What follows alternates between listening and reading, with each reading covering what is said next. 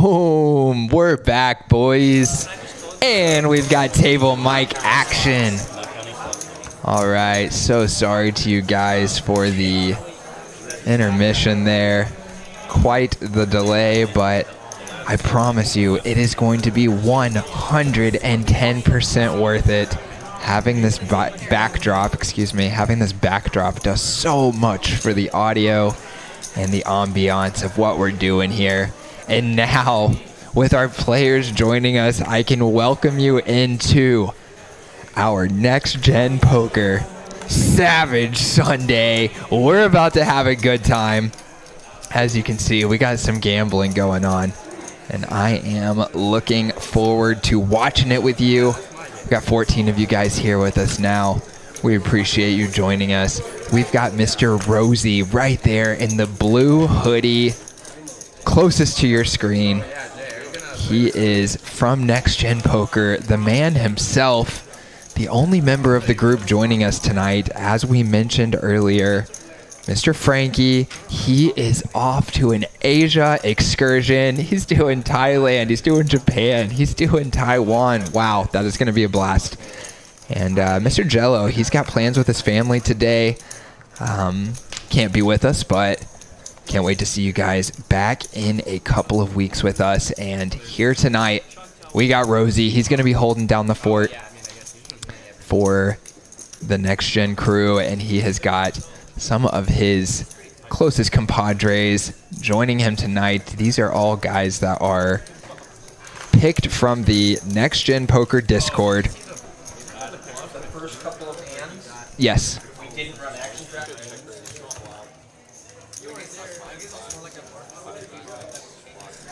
Cool. All right. Eric just popping in there, the booth for a second. Sorry for losing my train of thought there. Yes, we've got Rosey. And we've got guys who, there we go, we're back on in Discord. All of these guys signed up through the Next Gen Poker Discord to play in this live stream. So if you want to be joining them in future weeks, if you like the action you see, and I will just give you a little hint that right before we cut off, we had a quadruple straddle to start things off. So that is a sign of what's to come tonight, I am sure. So if you want to play in this game in future weeks, then just go to the Next Gen social media, sign up for their Discord, and then you will be presented with opportunities to sign up, first come, first served basis. And as you will see, it's a good group of guys. Several familiar faces rejoining us. I know I recognize Juicy J from a previous episode. Marshall there is a emerging local legend, has been in some huge spots. I've seen him play some big cash games and run deep in some tournaments here locally. We got Mr. Rosey, of course, DFS, who is a recurring theme around here. He has played on the stream multiple times. And Benji as well has played with us multiple times. Everyone else, to my knowledge, is a first-time player on the Next Gen Poker live stream.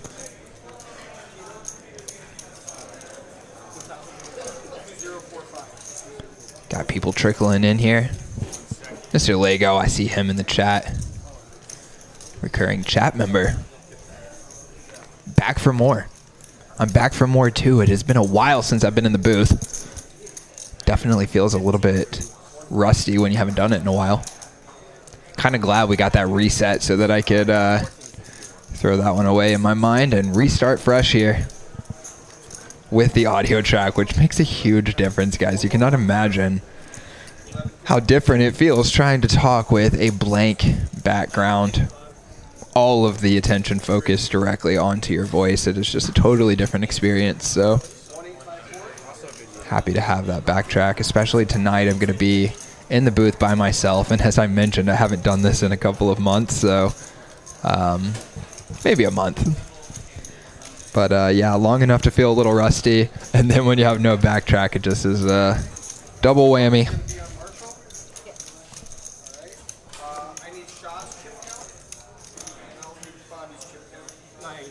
And you hear Eric there. He is actually inputting chip counts for this reset that we did so we could get all the audio right for you.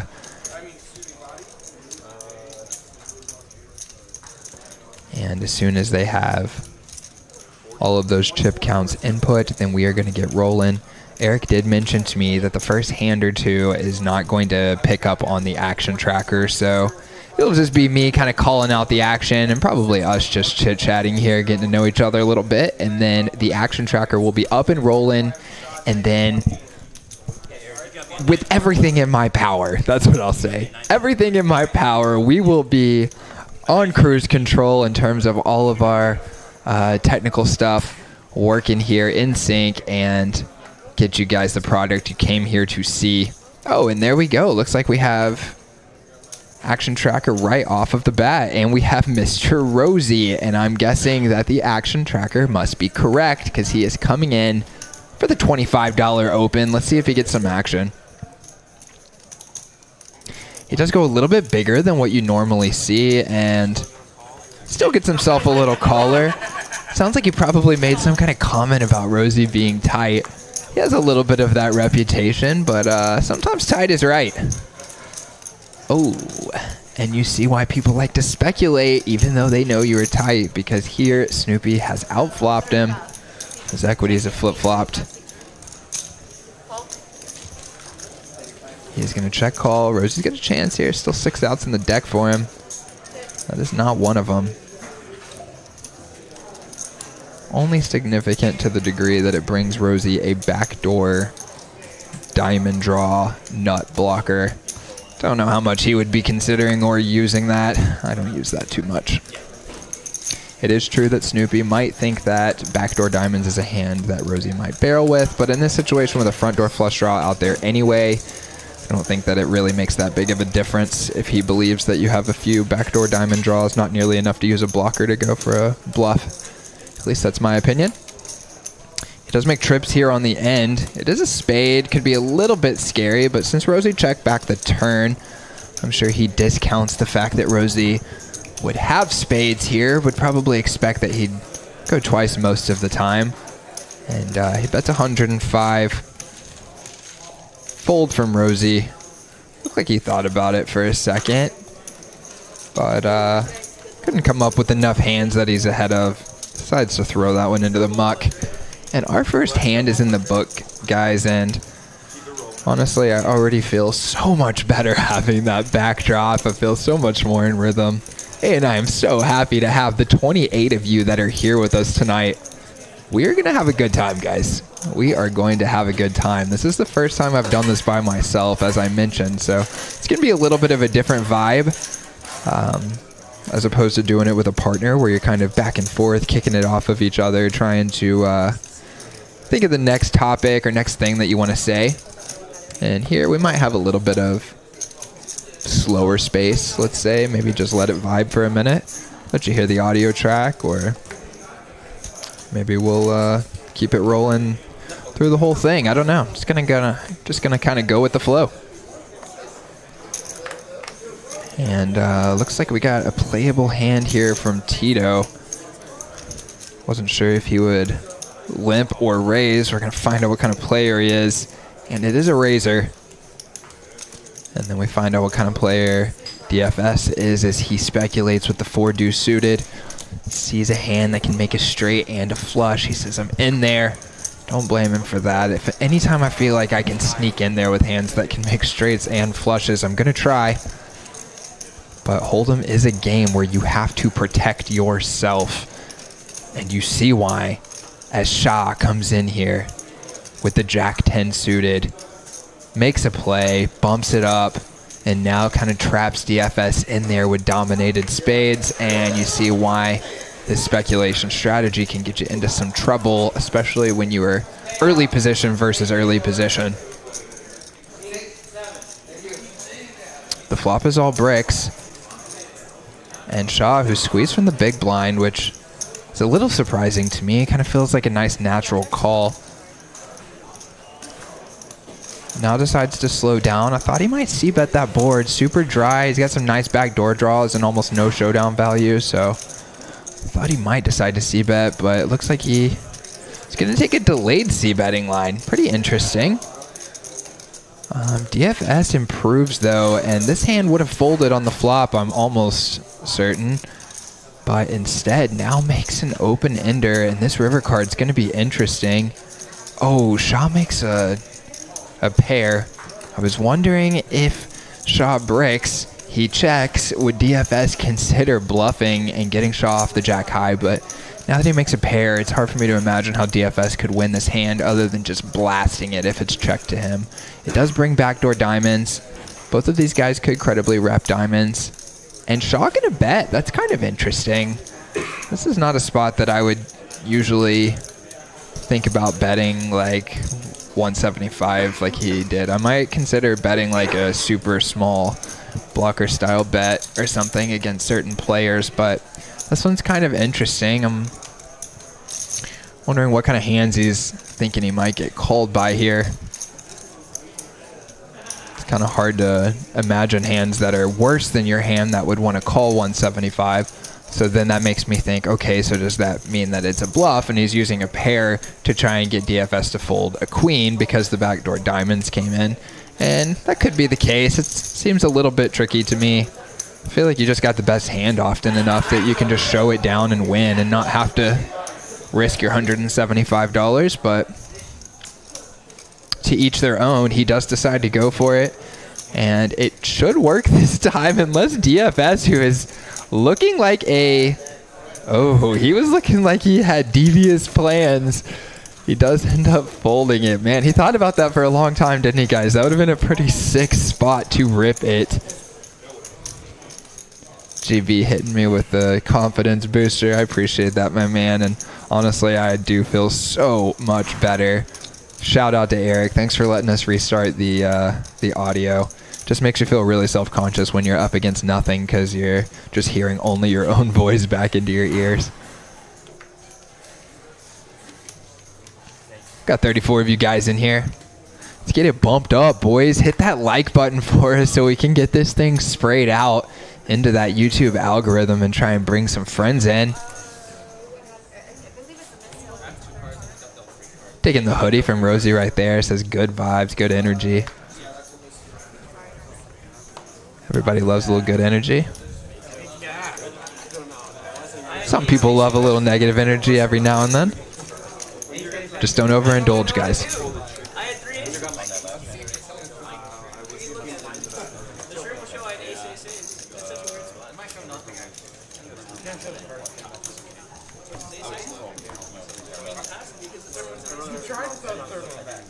Shuffle is done and cards are out.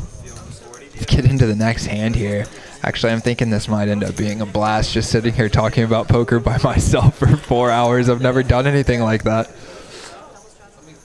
Bang! Rosey's got the ace queen. Let's play a hand. He comes in for the open. This is a hand that I know he might think about limping and then potentially using as a squeeze candidate. But he does just decide to raise this time. Bobby's in the big blind. He's got the ace jack offsuit. No way he's going anywhere. And he 3-bets. He likes the strength of that ace jack and wants to get that straddler out of there. Seems like a reasonable play. Against Rosey, maybe it's a little bit loose. Especially the times that he calls. You know, like he's going to fold sometimes and you're like, cool, okay, I win the money. Like I caught him with a loose open himself. But the times that he defends, like he does right here, now you're not feeling so great about the strength of your hand anymore. We're losing to pairs. We're obviously crushed by ace queen and ace king. You might get him in there with like a king queen suited, king jack suited, queen jack suited type hand, but that's going to be a smaller portion of his range, especially when he's got all the ace queen and ace king offsuits. That dumps quite a few combos in there.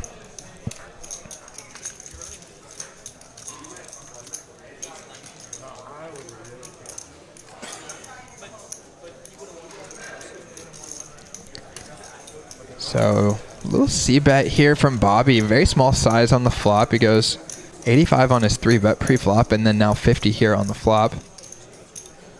So Rosey with the ace of spades. He's got that backdoor straight draw, backdoor flush draw, 2 overcards. He decides to float. Makes a lot of sense. You could almost not even call that a float. Just calling thinking you have the best hand often enough based on the price. Goes check check on the turn. Rosey could have considered starting to bluff with his hand. I think it'd be interesting to bet a small size on the turn from Rosey just to get him to fold hands that are worse than your hand, unpaired hands. Get him to check call with some smaller pairs. let's say like 8s, 9s, 10s, and then you can consider going for that big bluff whenever your spade hits on the river.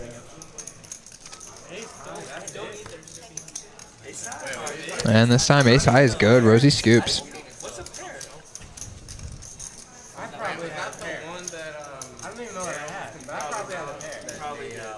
So ace jack, maybe he's thinking Rosey would 4-bet him a lot with ace king, so which isn't actually true in my opinion. I think Rosey would probably call a lot with ace king, but maybe he thinks Rosey would 4-bet a lot pre-flop with ace king, so he's thinking Rosey's got a lot of ace, like smaller suited aces, and then only ace queen that beats you at showdown. So he decides to check down the ace jack, but does not work out this time.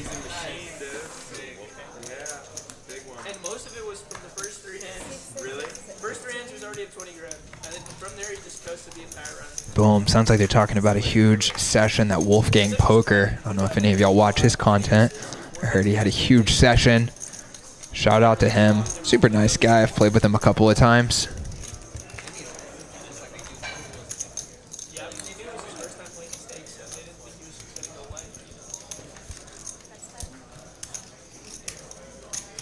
So Marshall opens the king jack. Oh, sorry. Marshall opens the 9-8 off. And this is Marshall. He's getting in there, mixing it up, creating some action. Kind of reminds me of one of my favorite players to watch, Mr. Woodley.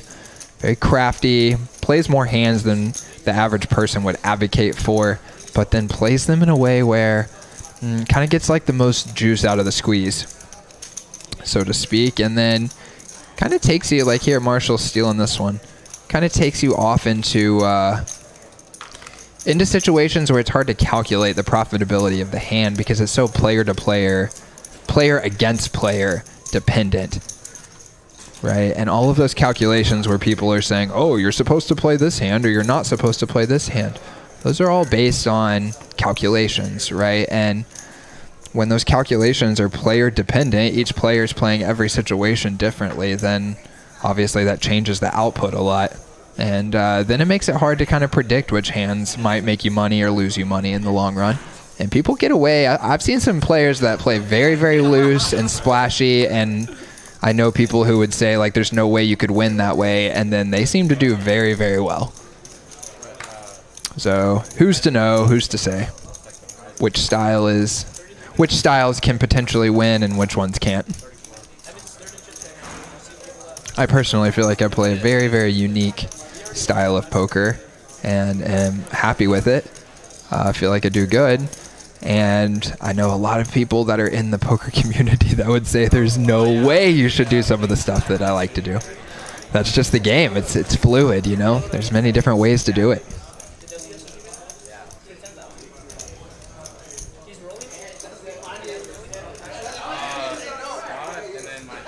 So here we had Snoopy opening. This must have been a straddle pot here. As he goes to 35.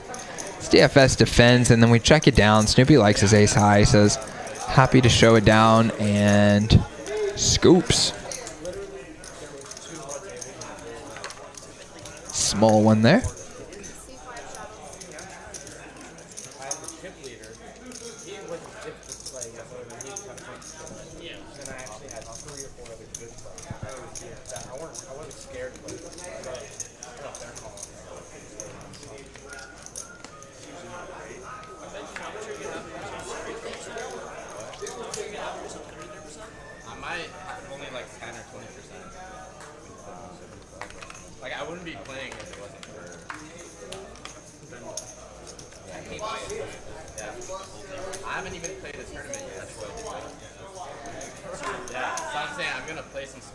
Sounds like Benji's talking about going to Fire the Main and potentially selling a bunch of action, but he's never even played a tournament yet. Not sure if I caught that right, but that would be pretty wild if your very first poker tournament you ever played was the Main. I'm probably gonna play some, like, I would say that you shouldn't do that. Like, if somebody was asking me, unless there's someone who doesn't play poker at all and just wants to play only one tournament, and then of course I would only suggest that if they were incredibly wealthy. But yeah, then maybe it would be like the first tournament you play, but I just cannot imagine someone who is a poker player choosing to make their very first tournament to go sell a huge portion of themselves to play the main. That'd be pretty funny. Pretty epic, too. Very memorable story.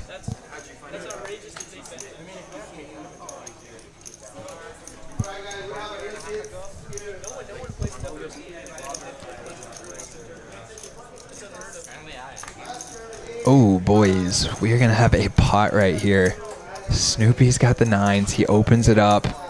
Bobby flats between with the Jack 10 suited, and then it's Tito in the cutoff. Coming in for the squeeze, and Benji with the Ace 8 suited. This is not typically a hand that, yeah, would be a little bit loose, but it is a good candidate. You know, it's got those qualities that you're looking for. One blocker, some nut making potential to potentially go for the cold 4.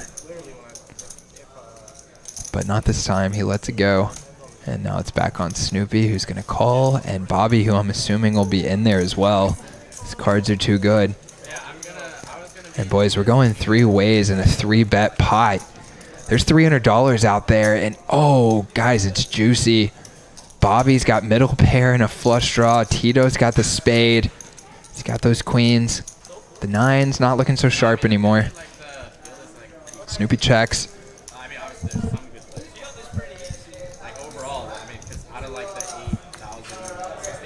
Oh, and it's a queen on the turn.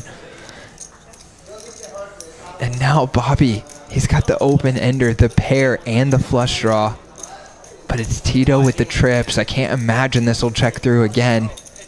I'm sure it'll go bet around 2 something, 200, 220. 150. Okay, a little small. It did check through twice, though.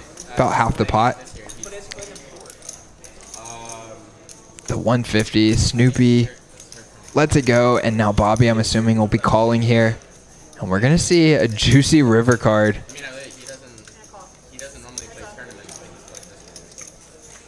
Boom! Spade comes in, and Bobby makes the flush on the end.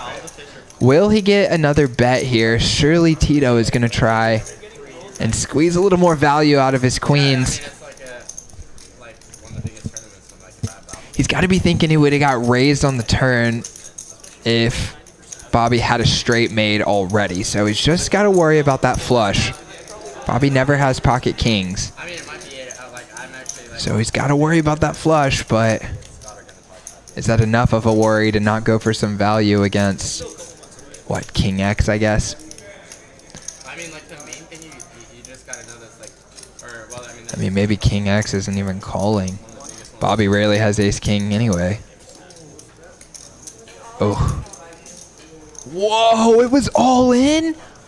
Oh, holy cow. Oh my gosh, guys, he goes all in. I cannot believe it. Huge shove right there. Oh my gosh. The pot was big, but I think that was an overbet. An enormous rip. Snap called. Oh, guys. Oh my gosh. What a huge pot. I mean, yeah, I might, depending on what the exact percentage of the other guy, like, I might offer like 10%. Wow. I am stunned. I thought he would be way more scared of that flush and bet smaller or not bet at all. He rips it. Snap call. Doug says snapped it off. Absolutely. Huge pot right there. I think that I saw it said 1,600 all in. Let me pull up the statistics. Oh, they're not up right now. If Eric can hear me, maybe he can pull them up for us real fast. That is huge, guys. Huge pot. Look at those yellow chips. Yellow chips are the 1Ks, guys. The little bumblebees. Wow, and I don't even have time to dwell there because we are back into the action. We've got multiple strong hands facing off here again. It is Juicy. He's got the pocket queens and goes for the interesting little sneaky min raise. Snoopy 3-bets him, and now Benji with the ace-jack offsuit comes in with the cold 4-ski from the small blind.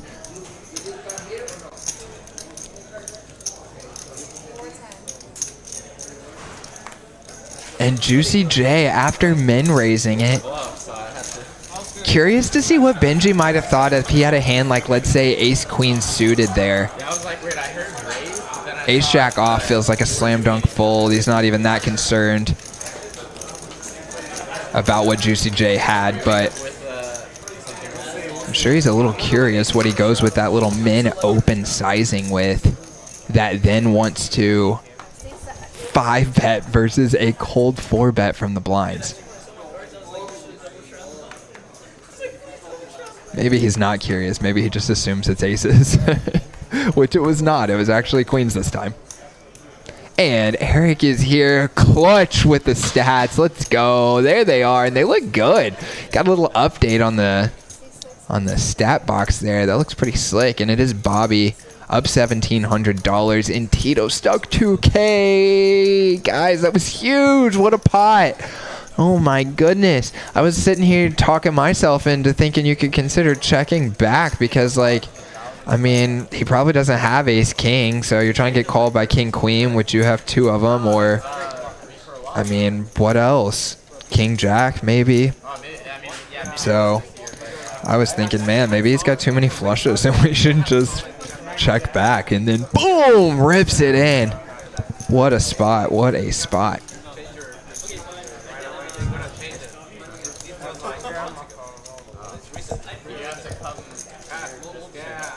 We got 61 of you guys now. Let's go. And if you guys will please hit that like button. That way we can spray this thing out to the algorithm and bring some more of you in here to interact with us. Getting a little action in the chat box here. We appreciate that. Vex Tax saying Tito being Tito. Well, people who play like that, they have huge upswings. They have huge downswings. They put you in incredibly tough spots. And that one wasn't a tough one because the flush was too strong right there, but would have been a tough one with a few other variety of hands that he could have had. And I'm sure we will see Tito putting some other people into some tough spots tonight. And I'm looking forward to it. And bang, we're right back in. It's Juicy J 3-betting DFS is open. And probably going to be an easy fold here as it goes 15, 50, 225 with the KK. And Juicy J. Does he want to play for it? He's thinking about it. Or is he showing? He might be doing a show for the camera. Who knows? We'll find out. Feel like you're making a move, he says.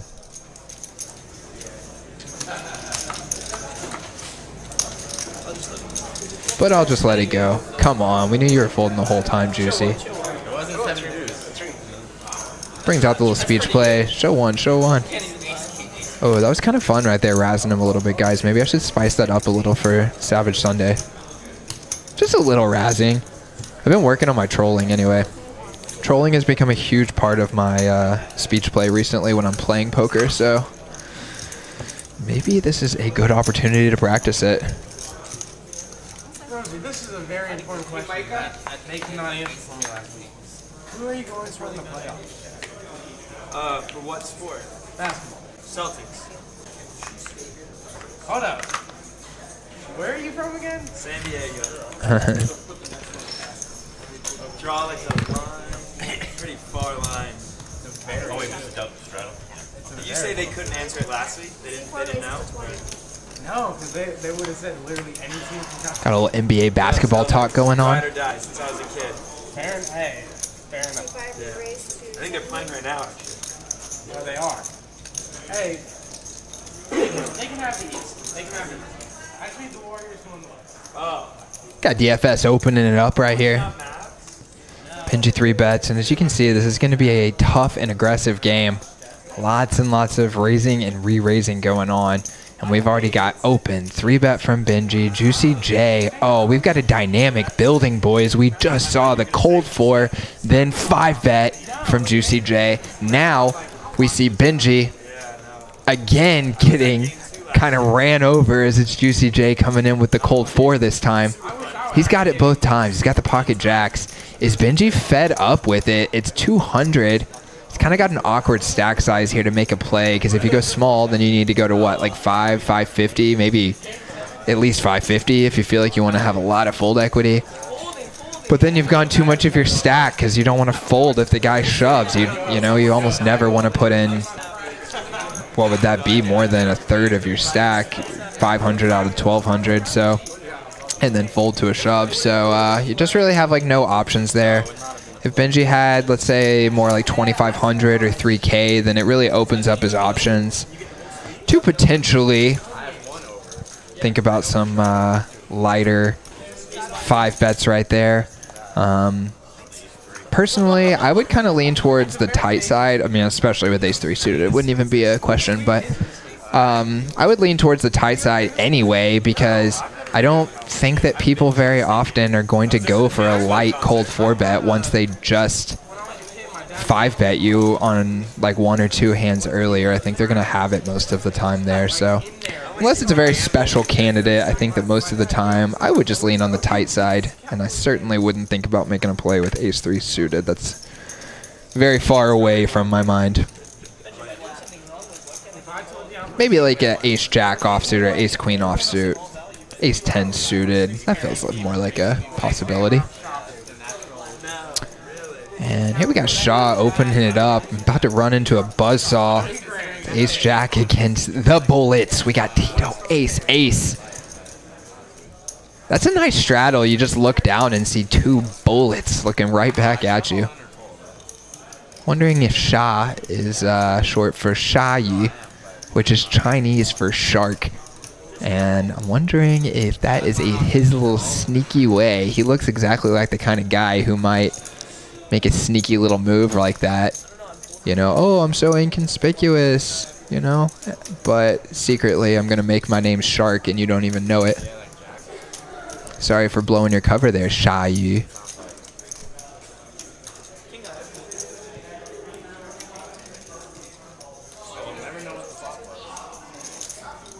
Oh boy, and now he's gonna step in it.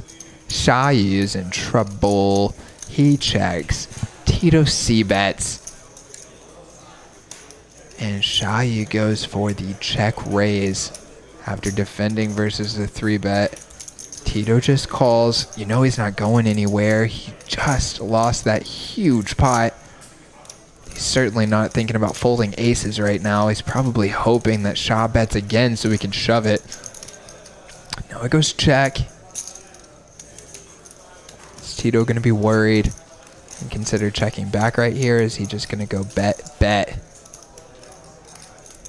Maybe even all in right now. He definitely thinks Sha must have something after he calls a 3-bet and then check raises. He's probably thinking, oh, no, he's betting for sure. 175. I like it. That's nice. That's nice right there. Oh, and Sha hates it. Oh, he hates that sizing when he just gets, oh, right in your face. Oh, 4-1 after I just check raised, and now I have to fold. That's embarrassing. Got him.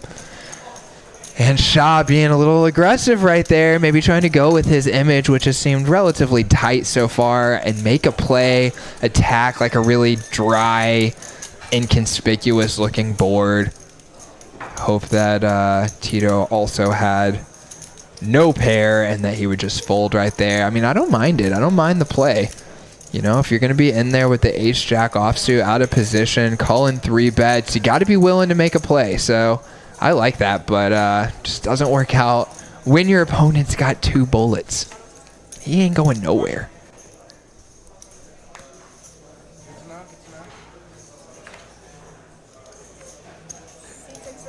Boom, just crossed the 60 mark with you guys. Again, appreciate you being here. Hit the like and subscribe button, and share would just be next level as we are trying to get this promoted by the YouTube algorithm. get all of our poker friends in here with us for some Sunday night Next Gen Savage Sunday live stream action. You love it. Love seeing Rosey in that bright blue hoodie. That is one of my favorite colors right there. That bright royal blue. Maybe my favorite is kind of like cobalt blue. It's got a little bit deeper color than that one that Rosey has on, just a little bit.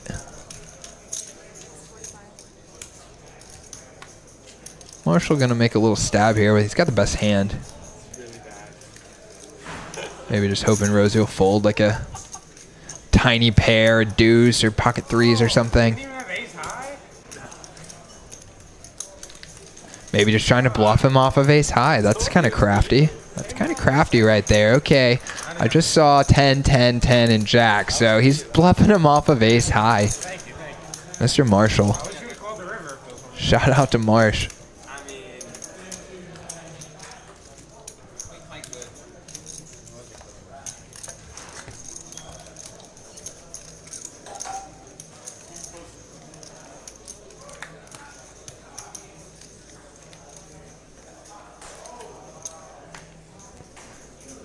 I feel like all you chat pros don't even love us. You just come here to gamble your points. Gamble away. Gamble away. I got Marshall limping in here. Snoopy ISOs and Marshall gonna limp call. We're gonna play a limp called pot right here. And Marshall gonna outflop him. Check, check. Check. Bet. Call.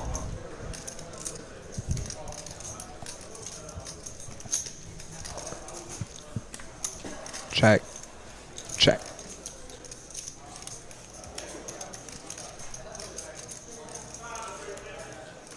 Oh. Oh. Got me. It says good price. That's interesting. I wonder what he's trying to do right here. A little speech play. I mean, kind of just spicing up his price with a little speech play. That's fun. It's almost like, okay, I bet 40, but I get 60 worth by just adding this sentence on top of like, good price. And Marshall throws the 10 away. Holy cow. I can't believe it. Wow. I am 100% stealing that move right there, Snoopy. Holy cow, that was epic. Oh my gosh. Puts in 40, shows him the juicy price. I have to ask Marshall later how much of him folding right there was because of the comment. Give you a good price. I love it. And he's not even doing it. I said, would he do the triple? I mean, quad. He just said no. He would have done it. I'm not going to tell you. He would have done it. Guys, this is going to be a battle-y game tonight. I'm looking at the VPIPs here, and they're all in the teens, 20s, and 30s. But those pre-flop raises are in the teens and 20s as well, which is pretty high. And as you have already seen, and probably will continue to see, this is going to be a game of isolation. Players not leaving themselves exposed to risk of exposing their ranges basically to be attacked by saying, well, I don't have the best hands. And that's kind of one of the first places people go in poker strategy when they go down the rabbit hole, is to say, I'm going to stop exposing myself to risk by stopping things like limping or calling, because it's too hard to balance those ranges. And I'm not going to go too deep into it. I don't necessarily agree with that, because you can simply just do certain things to either protect those ranges as much as necessary, or in many cases just get away with not protecting them because the players that you're actually in the hand with aren't paying attention to that. So you can just totally get away with doing other things. But yeah, basically in this game right here, you're seeing a lot of players who are very aware of those dynamics of not leaving themselves exposed to risk. That's why you see the 3 betting and the 4 betting, and much less calling with multiple players going to a flop, which is something that you'll often see in these Texas games down here, is a lot of people calling to see a flop.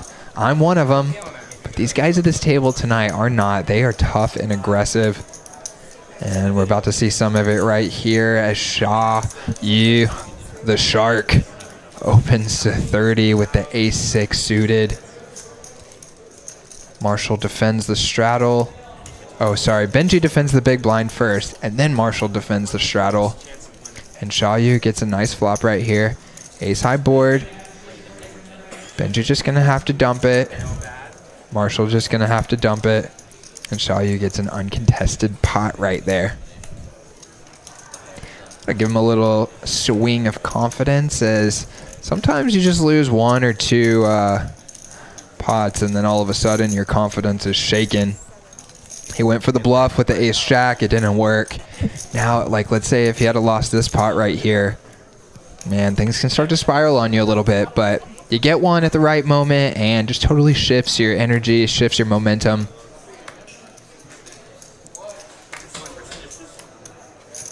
Evan saying, what's the winner of this tourney get? This is actually a cash game, Evan. We are playing 2-5, 1,500 cap. Texas Hold'em. And there's been straddles going on like crazy. So I say 2-5, but it's more like 2-5, 10, 20, 40. Who knows? Just depends on who's in the blinds, who's in the straddle positions. Right here, we've got the $10 straddle on, and it's going to be Tito bumping it up to 50. He gets a couple of customers. It's going to be Marshall in the big blind defending the king-jack offsuit, and then Snoopy in the straddle. He's got the ace-7 offsuit. That's a little bit loose, but... Oh, you know what? This is a $20 straddle pot, so he is the $20 straddle, guys. That's my fault. So this one was double straddled. And so Snoopy actually was getting a great price there, so don't mind that call so much anymore. And it checks through, and then on the flop, Snoopy takes the stab and takes it down.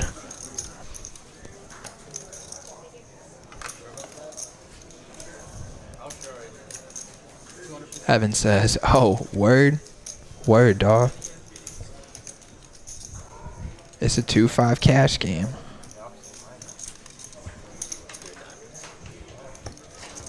And it is hot and heavy action, my man.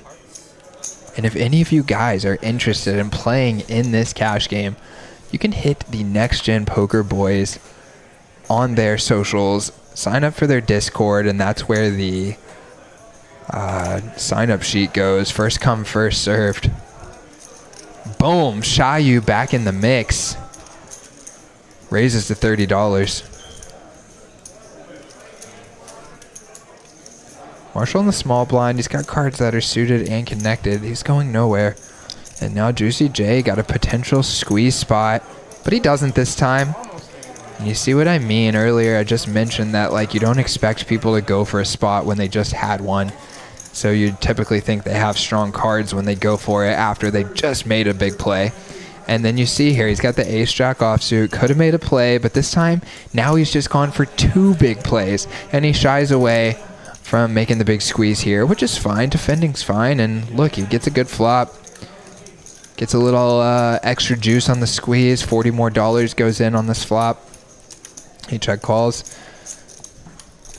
Shaw's got that gutter. Is he going to go twice? Would he consider going 3 times? I wonder if he steamed a little bit from earlier, or if that pot in between kind of soothed things over. He does decide to take a stab here. It's $125, and Shaw making a move. Juicy J going nowhere. He calls. River's a brick. Juicy checks. I don't even know if this is going to work if he goes for it. He's got 700, so if he shoved it, then pretty good chance. But if he just goes with any kind of normal size, let's say like 300, I gotta think Juicy J's going to look him up. Shaw has been pretty active here this last orbit, and he does go for it. It's 275, and we're going to find out if Juicy J's going to look him up. See if my prediction is correct.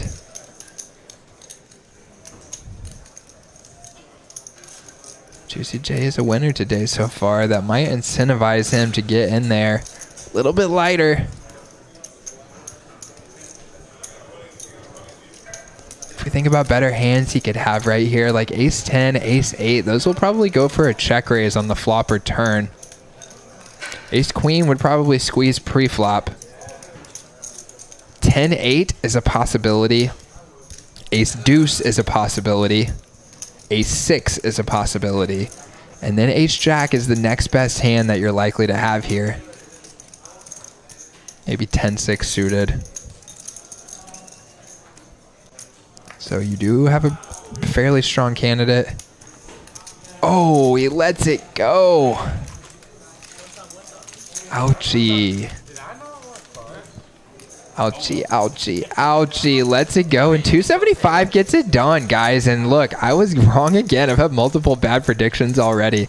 I thought he would call for 300. He lets it go for 275. Maybe my prediction isn't entirely wrong. Maybe if he went slightly bigger, now Juicy J thinks he's bluffing a little more often. Oh, yeah, that's totally it, guys. That's why I missed on the prediction, is because he went 275 and not 300.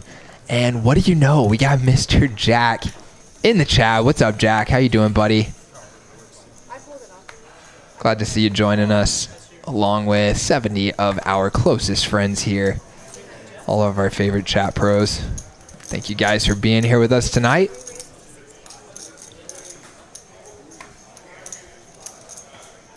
Boom, and we're right back into some of that more defensive poker action, guys. It's open and 3-bet.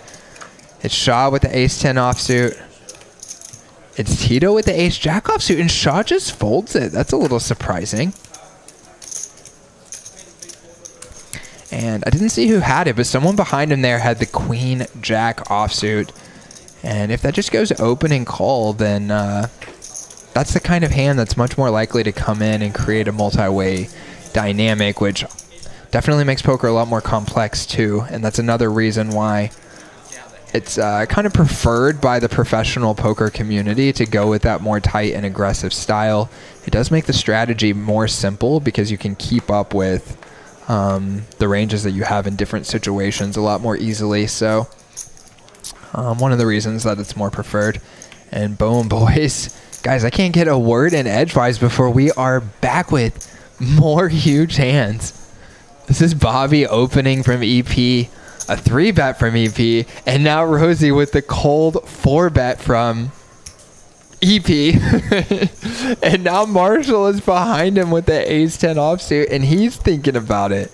Is he thinking about cold calling for 150 or making a move? He's got 1,000, so it'd be kind of awkward for him to go to any sizing, just like we talked about earlier. Like if you've got 1,000 and the raise in front of you is already 150, what are you going to raise to, like 300 and then fold if the guy goes all in? You know, you need to go to like 400 or 450, and now you've put in too much of your stack. So your stack just like doesn't allow for a sizing opportunity for you to make that play right there. But I will say it would look insanely strong if this goes open, 3-bet, cold 4-bet from Rosey, already a relatively tight player, and then Marshall, cold 5-bet. You just look like you got it. Tito totally whiffs here, and that's going to give Rosey easy opportunity to c-bet and take it down. He had those 2 diamonds out there too. Just feels like a nice, clean c-betting spot. He goes 125. That's plenty enough to get the job done. And he scoops in a nice little pot right there. And Tito going for that ISO strategy. There's one of the pitfalls of it, guys. It makes your life a lot more expensive. He goes for the ISO, and now Rosey goes for the re-ISO. And now you're putting in a pretty big chunk of your stack, knowing that you don't have the best hand at the time. Or at least it's very, very unlikely. But you think your cards are too good to fold. So you got to be in there to speculate. Obviously, those equities can change on the flop, and then you can put all of your chips in with the good side of it, potentially. But you're having to sacrifice putting in a pretty good chunk of your stack with the bad side of it just to buy yourself the opportunity. So definitely one of the downsides there. If he just flats and then Rosey squeezes, now he can potentially see the flop for a cheaper price. But then you expose yourself to the, number one, you don't have the opportunity to win the raise in front of you, and number two, you expose yourself like we mentioned earlier, and give your opponent an opportunity to read your hand and put you in some very awkward and uncomfortable spots.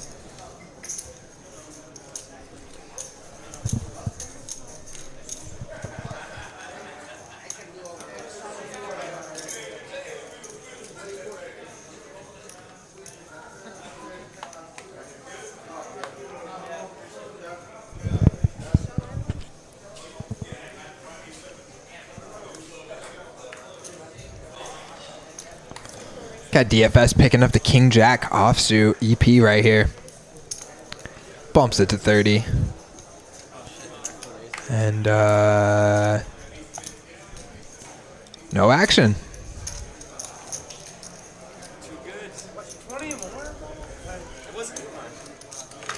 They're giving Rosey a hard time. He did have the A7 offsuit.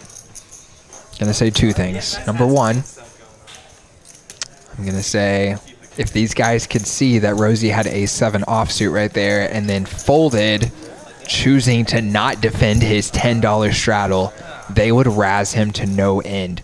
You notice that Marshall came in for the razz even though he doesn't even know what Rosey had. If he knew he had A7 offsuit, he would just be all over him. So that's number one.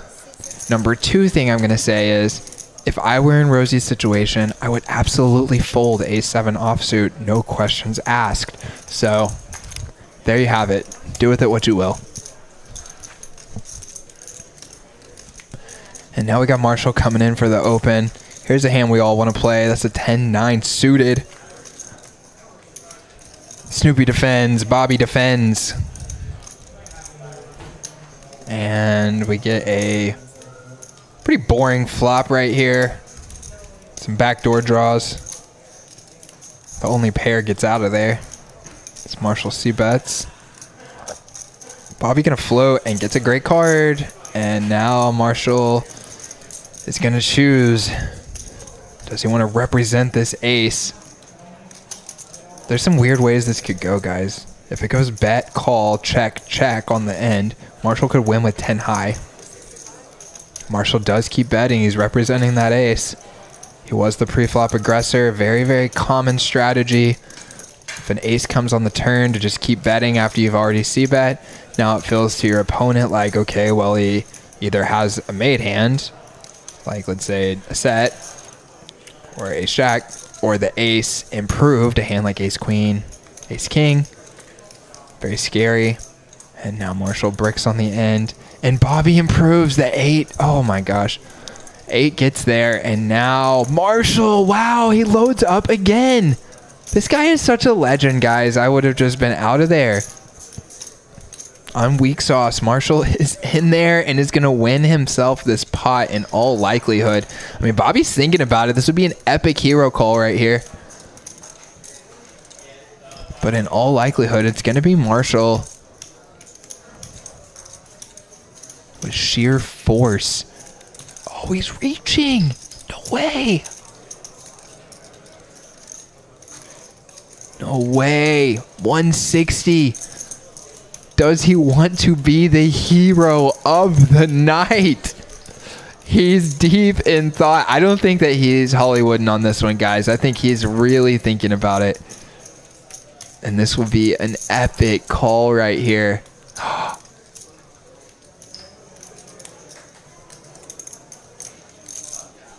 Oh, yes, he puts it in.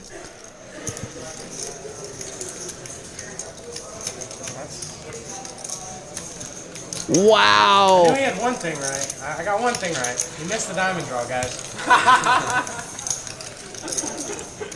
Oh, and Marshall tries to save himself right there. That was a good effort. What a call. Wow. Give him some love in the chat for that one. Hit the like button. Smash that thing. for that call right there. What a great play. Play of the night so far right there, guys.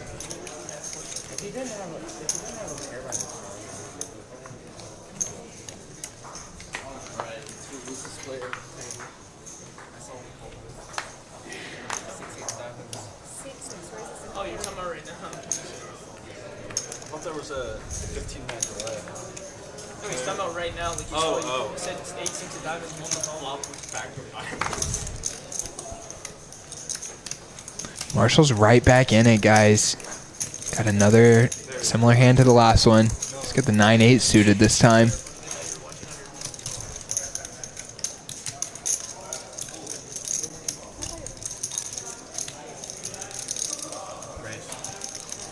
And there we go. More of that defensive style poker. And it seems interesting because you might think that someone making an aggressive 3-betting action is actually an offensive style of poker.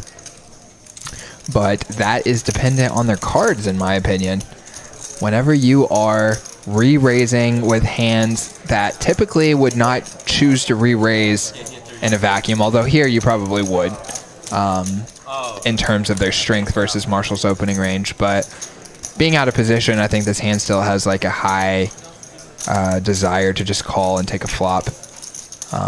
But whenever you see a hand that isn't meant to raise at its face value, but then chooses to as part of an overall strategy, that is a defensive mechanism. You're defending the rest of your range by being aggressive and having a balanced attack when you're using that aggression. So to me, the base game plan of poker is to bet when your cards want to bet, and then make a passive action, checking or calling, whenever your cards want to do that. And then varying off of that is based on defense mechanisms to your opponent exploiting you or attacking you for not protecting yourself. That one's in my cards, though. That one. So for example, if DFS had decided just to call with his ace-jack right there, it quote-unquote caps his range, meaning that he can't have those very, very best hands because Marshall knows he would never just call if he had aces or kings or queens. So he wants to be able to raise with those really, really good hands and then still get action from Marshall, so he feels obligated to have a strategy that includes other raises and not only protects, well, I guess just most importantly, like flushes out that re-raising range and creates the illusion that Marshall can continue with worse hands profitably when, in fact, you really want to be trapping them into situations where they shouldn't be doing that, and then they choose to do it anyway. And I'm wondering, guys, it looks like they must be playing the 7-deuce game because DFS is in there. It is Shayu, as I said before, shark in Chinese. He is back in the waters. He's got that queen jack suited. He raises to 30 and gets 2 customers. And now DFS gets a gut shot right here and decides to use it as an opportunity to stab. He's not getting Marshall to go away with top pair, and it's going to take multiple bullets. Don't even know if it would work. Check. Wouldn't be surprised if Marshall bets right here for some protection. Thinks he very likely has the best hand after DFS bets and then checks. Protects his hand, and now DFS kind of in an awkward spot because he really wants to win. With that 7-deuce, he does have a chance. If he hits a 4, or maybe if he hit a 7, it could be good. He doesn't know. Actually, in this case, yes, it would be. And so there's 345 out there. It's 100 to call. And then if you win, I mean, I don't know what the bounty is, guys. If it's $25 a head, then you've got a pretty tough. I mean, maybe not even tough. Maybe it's just a spot to go for it. Could even be a pretty epic spot to go for a shove right here. You know Marshall is a pretty loose player. You could represent a lot of strength. He does brick off. And if this goes check-check, he's going to feel sad that he didn't somehow get this pot away from Marshall. Oh, and he does decide to lead. Just gives himself a chance. And this is not a spot where Marshall's going to intuitively think that he would have 7 deuce. He might think that he just calls it. He says, okay, 100. I'll just pay you off. Well, if DFS had it come with maybe 200 or 300, probably it would have worked. But that time, just not quite enough gunpowder in the gun, I guess. Wow, guys, we're up to 86 if y'all here. Let's go. Y'all must have been hitting that like button. I don't even think that I've hit it, actually. I'm going to go do that now. The one time I had it, it was suited. Wow, guys. Tricky Fish. If you know who that is, if you've watched this stream in the past, then you very likely do. Mr. Tricky Fish just chopped the gargantuan 5 ways, guys. That's epic. $19,000 for Tricky Fish. Let's go. That is a huge score. Congratulations to him. Mr. John, aka Nocturnal, my former partner here on the Next Gen Savage Sunday live stream here in the booth, was there with Evan. Just hit the phone with a picture of Evan chopping off the gargantuan. Wow, what a great week. That is epic. Congratulations, Mr. Tricky Fish. Huge score. Bigger than my biggest score ever.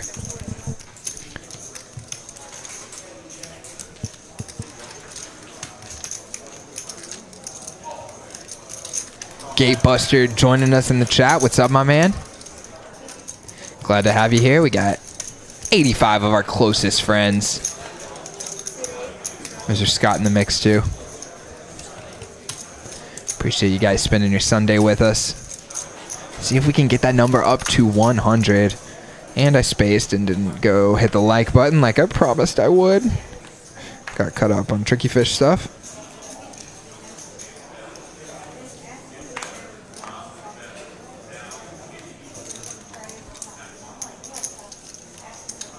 Boom. Like button engaged.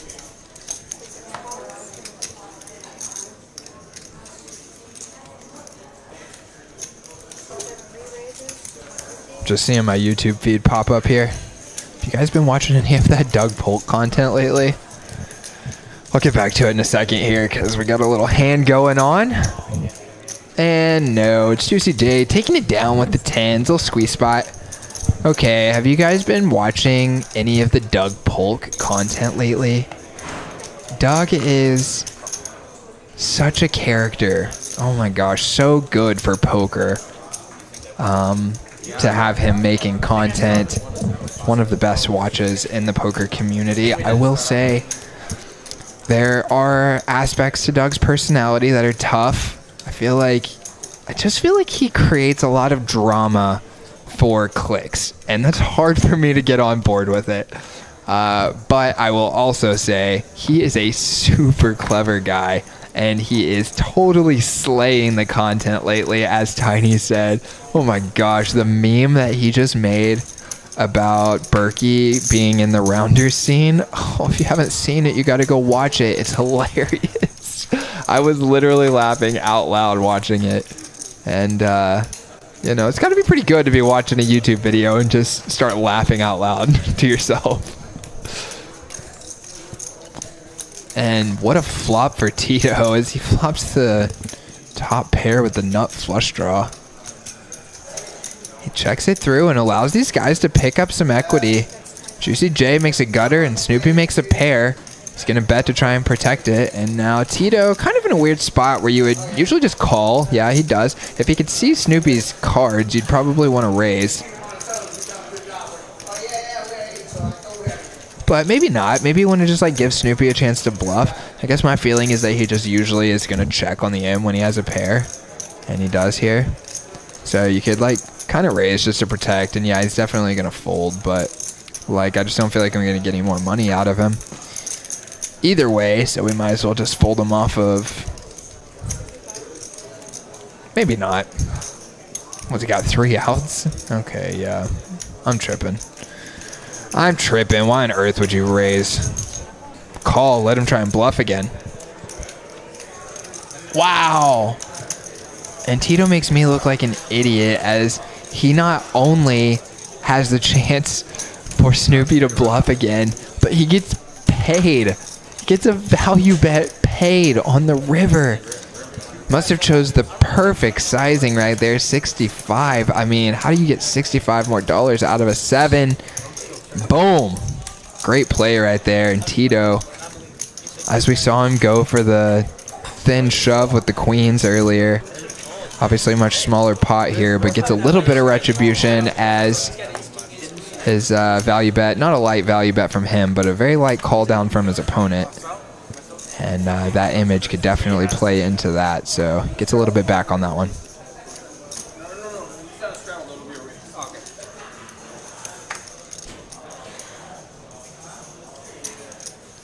See, Tito got that beautiful purple chip out there next to his stack. Those are $500. And then maybe you can see on the left side of your screen there, there's 1 yellow chip on that 1-seat stack.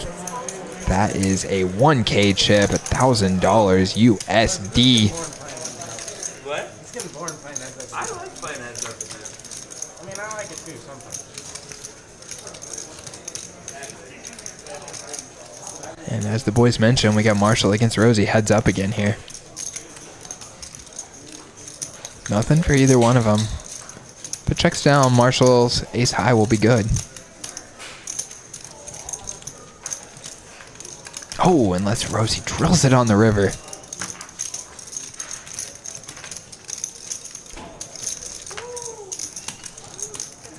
feel like I almost have to.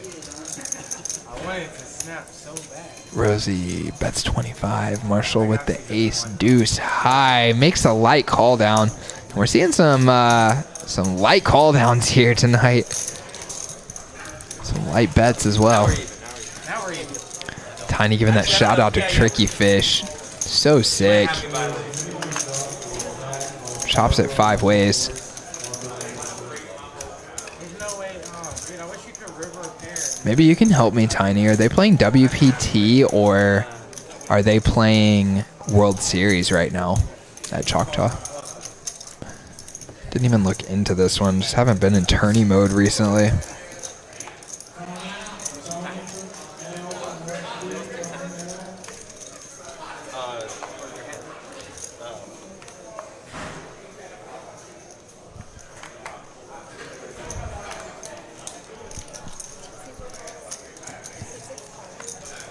WPT, I see. Thanks, boys. Whoa, a lot of diamonds popping up on our screen here. Got a couple of limps for 10, and then boom, and there's Rosey How much did you get? filling in the table. It still wasn't happening if I was there. I'll tell you that. $130 fine. That's a pretty good return. That's pretty crazy. Congrats, Tricky Fish. Congrats, man. Yeah, I might be going there with a few other people that are playing like fantasy and all that. Yeah, by the way, I'm surprised you shot. I would play for it all. Wait, don't a lot of tournaments that are getting shot? I think like unless it's like a high roller, those they don't look at all, or they just never do. Like WS would be main event, then if you make the final, they're not gonna let you shot. Yeah, that's fine. I mean, if I make it to the final table, I'm just gonna go for first. Well, yeah, but I'm just saying. No, I understand. If I'm there already. If you're there, yeah. He's gonna make it. Are you allowed to chop the main event? Are you talking about the World Series? Yeah. Yeah. Yeah, Are you allowed to chop? you have to have some. You have to have some type of. So they can do all the final table all the way to the end. Yeah, you do have to have some type of. Gotcha. Some type of person to get it. Or I just didn't have a good heart. Or I had 2 hearts when you caught up on the card. I could have 2 hearts.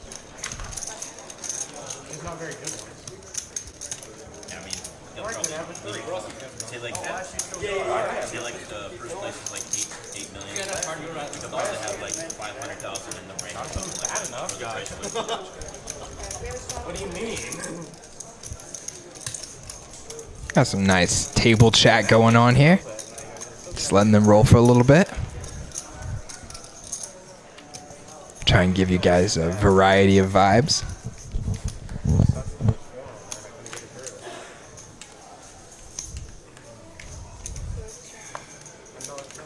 Carolina Lopez. Looks like a big Tito fan.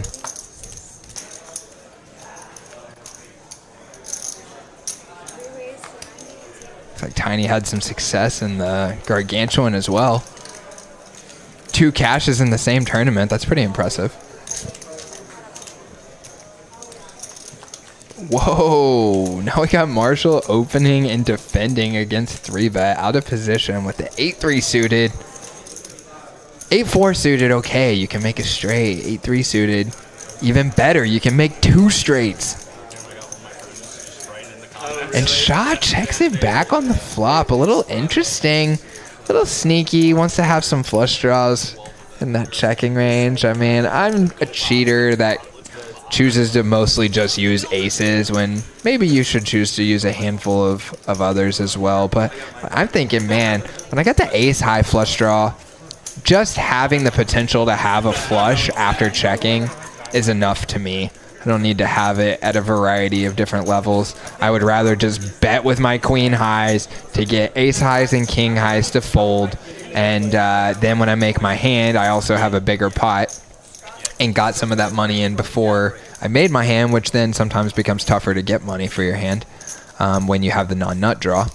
As opposed to those ace high draws that... you know, they can just win a showdown sometimes, so you don't have to be as aggressive with them. You can just check them back sometimes and still have some flushes in that checking range. That's one of those defense mechanisms we were talking about. Yeah, like checking when you have a flush draw sometimes when you could bet. And on to the next one.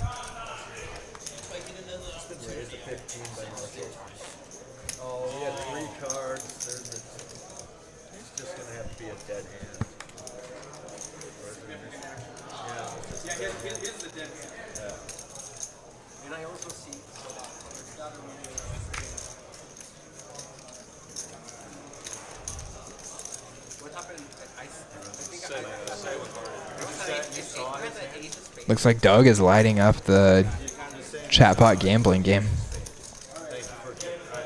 Congratulations, Doug. You're a rich man. Got Marshall just kind of going crazy, guys. He's in there mixing it up, playing some hands. He goes open and gets 2 defends. That is Tito with the ace-2 suited and Rosey in the big blind with the 9-8 off. Rosey out flops him, but Marshall does have a gutter. And he goes check call. And now check. Will Marshall come again? He probably knows his image isn't great for bluffing right now, but sometimes that's the best time to go for a bluff. And he goes 40, and Rosey lets it go. That one right there is a little surprising to me. Maybe that 40 sizing actually convinced Rosey that Marshall was more value heavy, because I would have thought that he would peel him one more time. Maybe that's me just talking to because I've been playing a lot of 4-card poker lately. That is Omaha. And when you're playing Omaha, it feels like you're just making hands all the time. So then when you come back to Hold'em, it feels like, well, nobody ever has anything. Like, it's almost impossible to make a pair. So, like, when you have a pair, you just feel like a lot more sticky. Like, that guy's going to have to prove to me beyond a shadow of a doubt that he's got me. And maybe that's just me being in that mindset. And really, that was a pretty normal spot to make a fold. I don't know, guys. Marshall's all over the place. He's playing every hand. Nah, come on, Rosey. You got to call one more time. Oh, boy. I got 80 of you guys in here. Let's try and push that number to 100. That's what I want to see. Alright, come on, bud. You guys hit me in the chat box and let me know who's going to Vegas this summer and what's the one event that you are most looking forward to. That's what I want to hear. I've been looking at putting together a schedule for myself to play a series of tournaments this summer. I don't usually play a lot of tournaments. I played quite a few last summer, and then this will be the second time I've gone out there to Vegas to play. I'm going to be playing not so many World Series events because they're too dang expensive, guys. All those World Series events are like thousands of dollars, and yeah, they got a handful of really smaller ones, but those really smaller ones also have like 20,000 people in the field, so whatever. I'm going to play a handful of World Series events and then mostly be all over town. My plan is to play a bunch of the mixed game events. I'm looking forward to playing some stud and draw games and just kind of like making my, what's the word?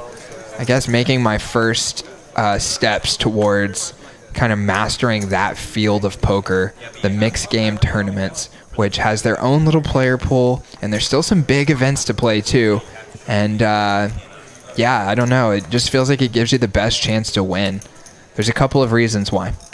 Number one, in limit games, you don't have the potential to have your whole stack taken from you at once. It's more of like the tournament is won over a course of many, many decisions instead of a few large ones. Number two is going to come after this hand, because we have Bobby opening it up with the 8-7 suited in DFS ISOing. He's got a 430 stack. Bobby's still going to defend, though he might consider just folding. DFS not having that much behind, but 8-7 suited, just too pretty. He takes a flop, and holy cow, for DFS, it is huge. His only chance to get more money is to check and let Bobby try to improve.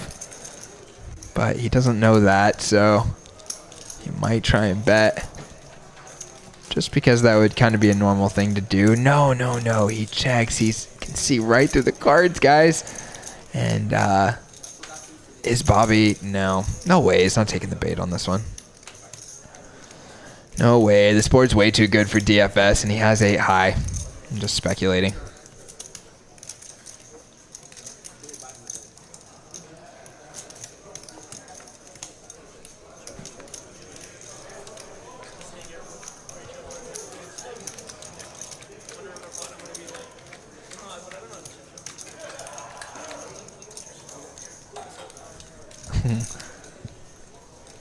Check, check, check, check, check.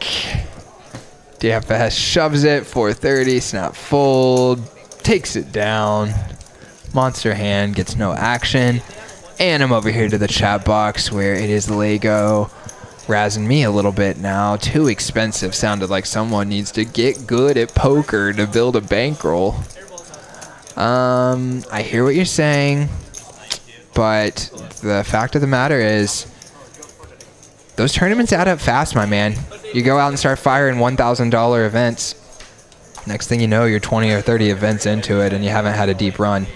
You know, that's just not my vibe. I want to play the whole summer and feel like no matter what happens, that I've only got so much skin on the line. Josh saying he mainly plays Hold'em, but his favorite games are Stud, Raz, and Stud 8. So yeah, all the Stud games. You should try out Raz Deucey, my friend. That is my favorite Stud game. That's a variation of, let's see, you're playing half pot Badoogie and half pot Deuce to 7 as a Stud format. So 7 card Stud, and then you're playing Badoogie basically. So pretty epic. Yeah, so I'm excited to go out there, get my feet wet playing those mixed game tournaments. Reason number one why they're more winnable is because better players make it to the end more often because your whole stack's not at risk. And number two, even more importantly, is that the field sizes are way smaller. So kind of once you get the hang of it, you know, you kind of go into every tournament feeling like you got a chance. You know, you're not battling with 5,000 players. You're battling with 500 players, or, you know, if you go to some of the off-strip casinos, which I'm planning to do, maybe you're battling with 100 or 150 players instead. And now you're looking at the summer thinking, man, I got a chance to actually win a tournament, which is a whole different vibe to me, instead of like walking into the World Series and seeing the vast sea of tables and thinking about trying to win that tournament. Whole different experience.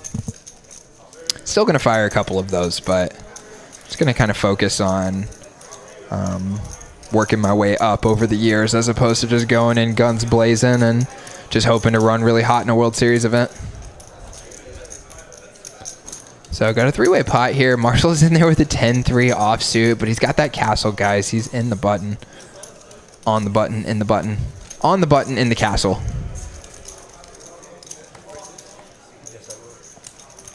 Boom. And Josh hitting me with the nostalgia. Dude, the only tournaments, other than a couple of like little 20, 30 person tournaments at people's houses, the only actual online tournaments I can remember outright winning was Badoogie tournaments. I believe they were on Absolute Poker back in the day. And I won 2 or 3 of them. And it got me hooked too. And they're small stakes too. Gosh, what were we buying in for? Maybe $2 or something. But yeah, I mean, I had a feeling then of like, man, you can kind of control your outcome in this game by representing in right situations. And in the big bet varieties, no limit and pot limit, your whole stack just kind of slips in at some point over the course of the tournament. And it's just out of your control. You got to run good. And boom, boys, we are back in the action here with 4 playable hands. Well, not for Shaw, not after it goes open, call, squeeze. And Bobby has to fold the ace-10 as well. Juicy J folds the ace-jack, and Snoopy, the squeeze works. Ace-jack suited. He did have the best hand, but gets a couple of very playable hands to fold. Just kind of an awkward configuration how it lined up. Everyone was afraid of the next guy. Holy cow, and Josh just like adds on to the story. Played the 100K yesterday morning. 570 players, went out in 110th. Good run, not bad. I still got a shirt from knocking out Mike Mattisau. Nice, that's fun. Love that.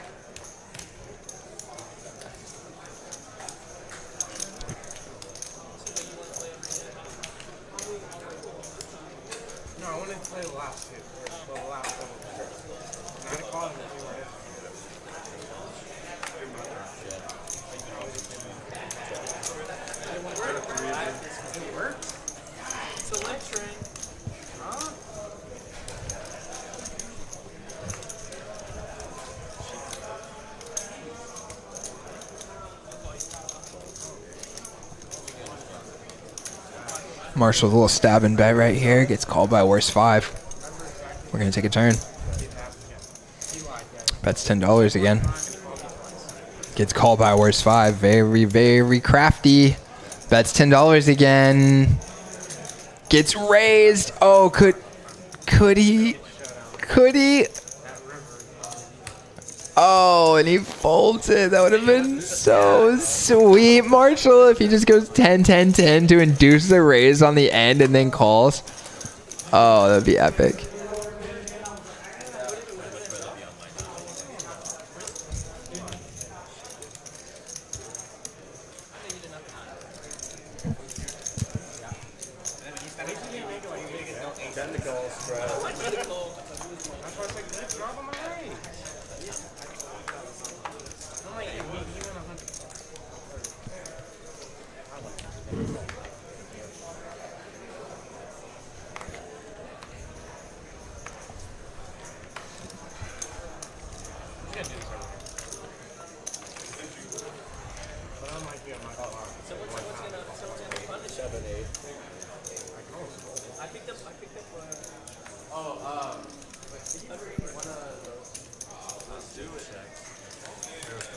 Hey, I was positioned this time.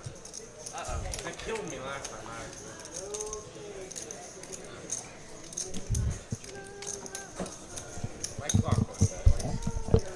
Marshall says like clockwork as he bets with the best hand and gets called by a worse hand. $10 bets working like a charm. That is a huge part of my own game. Not trolling. He does it again. And could he possibly get called by a worse hand again? If he had only called after inducing that raise on the end last time, that would have been so epic. And now he realizes his equity. This could be another perk of this play. DFS had the worst hand this time, but let's say DFS had a hand like pocket 4s or a 5 or something. If Marshall checks on the flop, DFS might lead on the turn and force Marshall to fold, but instead he bets 10, so it creates this action of check, call, check from DFS. And then Marshall goes 10 again, and then again buys a check on the end on the river, which would allow him to check and go to showdown with his ace high if he wants to, bluff again if he wants to, or even better, run into an ace and then bet for value. Pretty sweet. Gotta love that. Kim, your 10 break, just so you know. It really sucks. Anytime I was up there, it was like, I can't play that. And I'm getting all my hands out, you know? I'll play something today.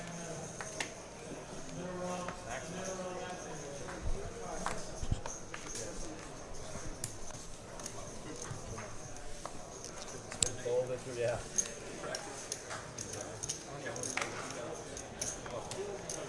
Technically,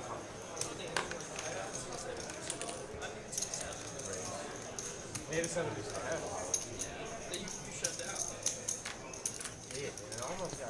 All right, we got Rosey opening the big blind here. Little feisty, not a play you would expect Rosey to make typically. He's probably sweating bullets right now, just hoping DFS folds. But no, DFS raises instead. And see ya, Rosey gets punished the one time he tries to get just a little bit out of line. Not even a lot, just a little bit. And boom, DFS is on it, ready to punish him. See you later, Rosey. Free money, DFS. Boom, 86 guys. We are creeping up on that 100 number. Would love to see it. We're at an hour 40 into the stream. We typically go until 10 o'clock, though. Seems like we might not quite make it tonight with our technical reset earlier.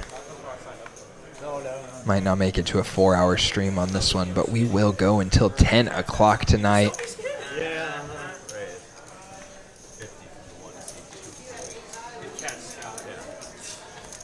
GCJ was up. He was just helping me out there. He's never done that before. Normally don't like doing this. I normally like defending.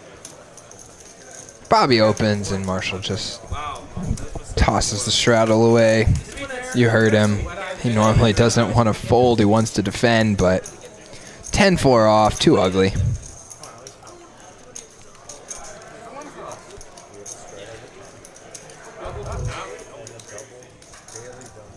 get over here and put a triple straddle on. What do you need? 20 to call. Snoopy said triple. Looks like the food runs are going on. See what these guys are having for dinner. Is he certified for this? We got the double straddle on, boys, so it's 2, 5, 10, 20 this hand. Shaw opens it to 60.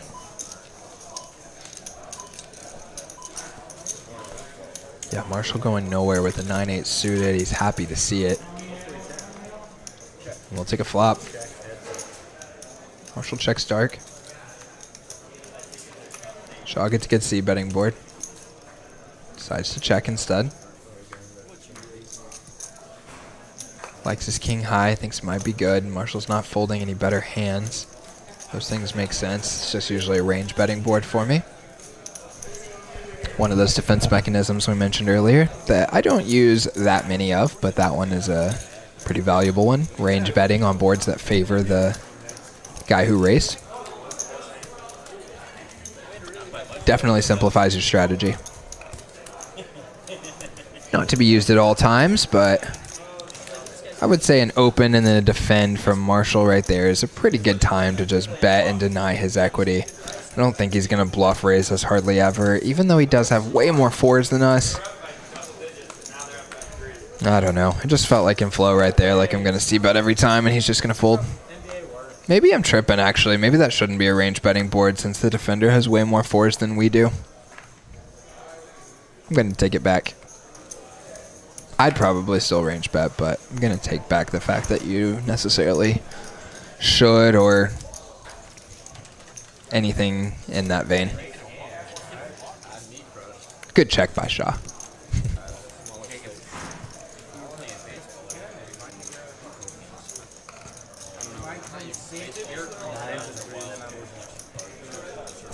I'm going to bump you guys some V-pips on the screen here. And you can see Marshall kind of holding down the fort there. Playing a lot of hands. And then we'll show you the pre-flop raise percentages, which are all pretty healthy. Benji the lowest one at 8%. And 8% is not that crazy low, especially in a full ring game. So that means that this is a very active and aggressive game. As you see, Bobby coming in with the open. Rosey got 6-5 suited. Thinks about playing it.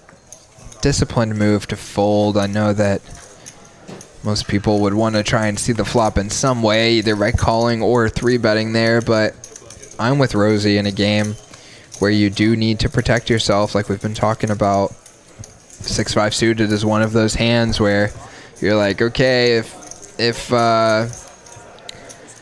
I knew for sure I could see the flop, then I'm happy to put in $30 at a known disadvantage to try and turn the situation into advantageous situation for me and allow me to start value betting.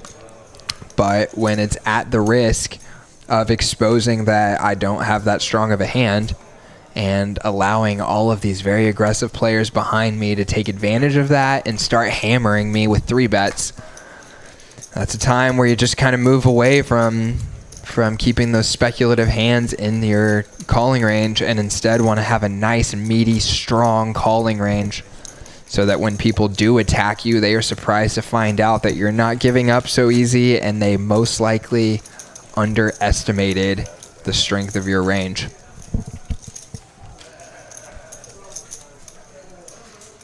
You guys can let me know too if I'm going just a little too far off in the weeds on the strategy.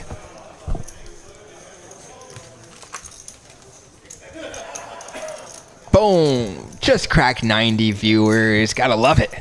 Come on, guys. Push us up towards 100. Hit that like button for us. So I don't want it. If I won. I'm not. I'll pay 10. I'll pay 10, yeah.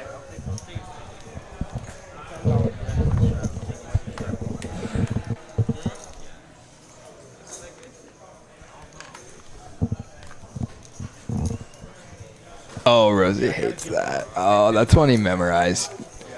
And again, it's one of those like situational things of the table being full of predators that you don't want to put yourself out there and be exposed to potentially become the prey. Yeah, you have a hand that looks pretty. That's the 9-8 suited. It does look beautiful. But when your opponents are looking to attack at any moment, it definitely leaves you vulnerable to be out of position and very, very rarely have the best hand. That's a tough spot to be in. So right now, Rosey was in for $0. Makes sense to me to just let it go and instead be the one who's doing the attacking as opposed to the one being attacked. Just opening to like $20 or $30 right there in that situation doesn't really do anything to make you the attacker. Yes, you are the aggressor initially, but your raise is not large enough to deny the equity of some of the looser and more aggressive players at the table, and any playable hands they have, they're going to be looking to play them aggressively as well. If anything, I might move it into a limping range and then protect the limping range with some really strong hands.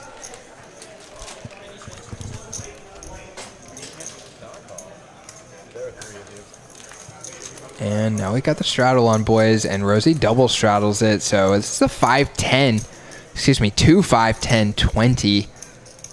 Open to 60, call and call.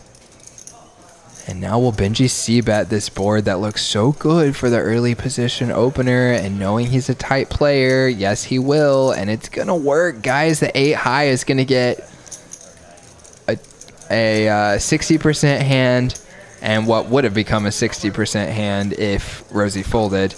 2 hands better than his own. 2 fold. That's it. Thank you, everybody. And nice work, Benji. C-bets range and gets rewarded. 1-7, dude? Ryan, where were you going? He just told me to go here. I don't know. Oh, I was going to. I don't know. You were going to break. I was on table 4. I was on table 4.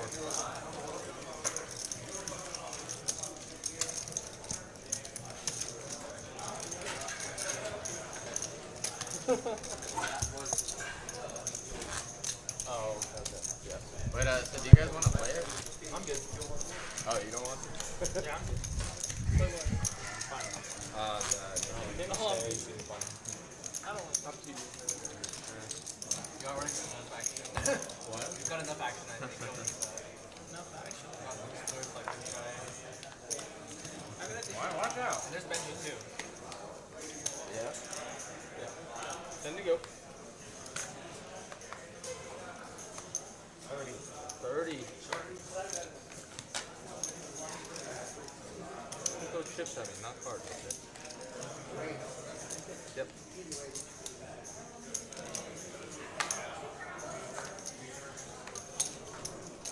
Only 20 more than 2 of us. I couldn't. I know. I was aware of the situation. Okay, I just wanted to make sure. So we got Marshall opening up the ace-5 offsuit here, and Shaw defending.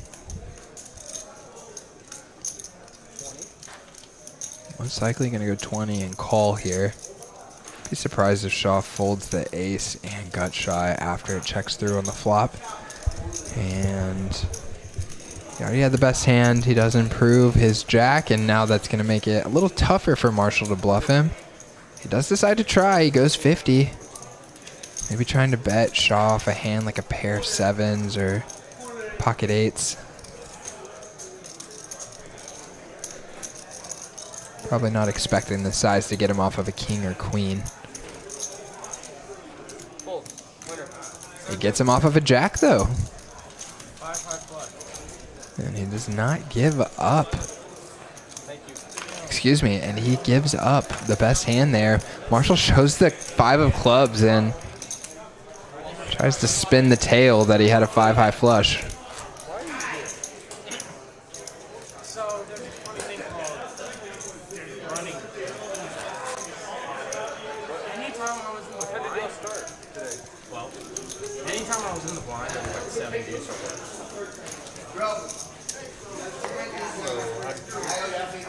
Winding out. I went down to. I knocked one guy out.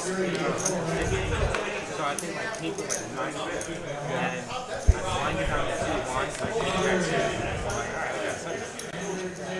Did you at least double your money? Marshall telling Turney bad beat stories. Less than 500. Sounds like it's even worse, actually. It sounds like it's Turney run bad stories, talking about how many times he had crummy hands in the blinds and had to just fold. We're going to play the world's smallest violin for you here in the booth, Marshall. Yeah, 100. Frankie kind of got in trouble with it. Oh, really? Did you not see the post? I can show it to you. You don't break it?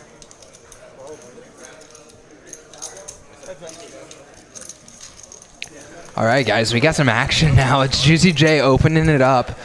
And we are back. Rosey 3 bets. Ooh, ugly board. Juicy improves to the ace, which is going to leave Rosey drawing super thin. The dominating hand becomes the dominated. 75 from Rosey, and Juicy's not going anywhere. Ryan wants those cumulative winnings. I'll hit you with that right after this hand, Ryan. My guess is Rosie's going to slow down here. It's a spot where it's kind of interesting. You could consider going for value again. There are quite a few draws. Kind of blocking those draws with the Jack of Hearts. I wonder if Rosie might have thought about betting more if he had 2 blackjacks. Not sure. Does go check on the turn, and is Juicy J going to try and get a little bit of value out of a smaller pair than an ace here, or will he just check and go to showdown? Whoa! And surprisingly goes with a huge polarizing size. Very, very crafty. Does not put Rosie on an ace at this point after he checks twice. And instead is putting him on a hand like this one. 2 jacks, 2 queens, 2 kings. And is going to try and polarize. Look like he might have a misdraw himself. One of the problems with that is that the 6 does fill the most obvious straight draw here of 8-10. And Rosie might piece that together to help him make a little bit tighter fold here. I mean, it is an interesting spot with your ace-8. If you want to bet, is it better to bet big and try and polarize here and look like you got a misdraw? As you see Rosie really in the tank, so that makes me feel like that's definitely the best play. If Juicy had to bet like 100, be curious to see if he gets paid. Rosie lets it go. Good fold. Doesn't love it. He's had to make a couple of disciplined folds here recently. And now let's pull up those winnings, boys. And it's Bobby with the bulk of them. He's up $2,000, most of it off of Tito and that huge queens against flush pot. Queens makes a set. Everybody else kind of floating around there in the middle, waiting for a big pot to happen. Incognito in the chat. What's up, buddy? Says good evening, everyone, in Poker House Live. All 88 of us here.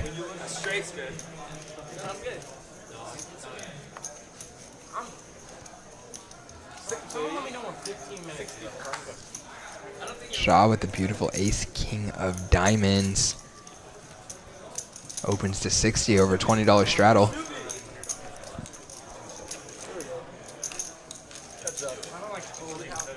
Marshall defends. You know he was going nowhere with the straddle on. And he outflops Shaw.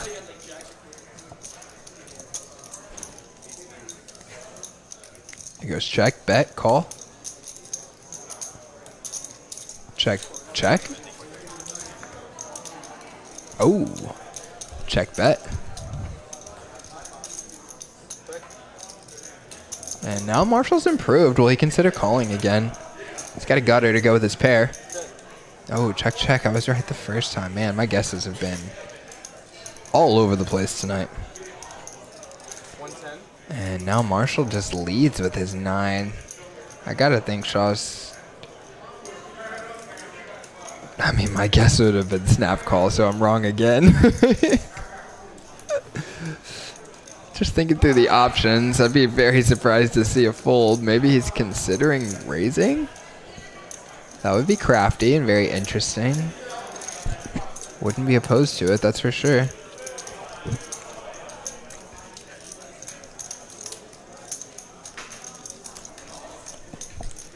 Looks like Snoopy's got the Chinese there in the background.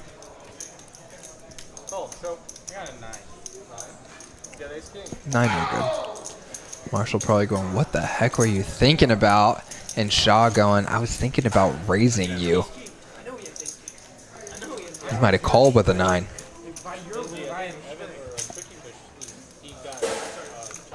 Oh, Mark coming in hot with the Juicy J is such a luck box.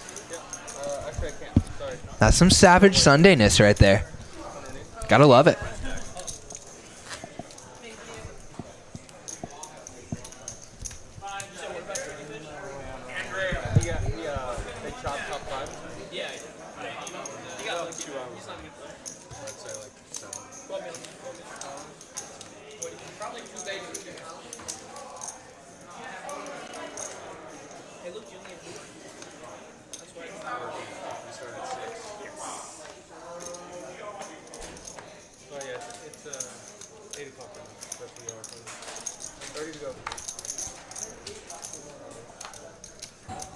Snoopy with the open.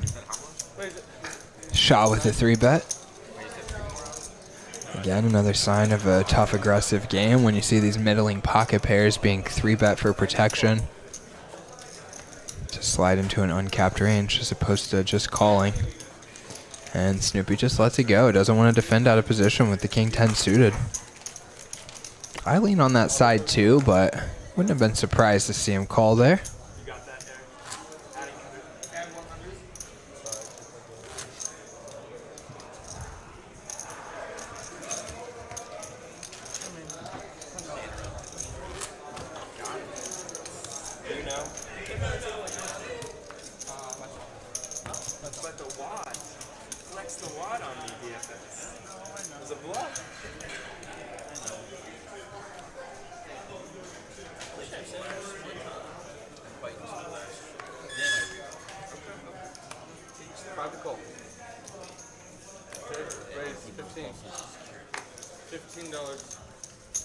$50 to go.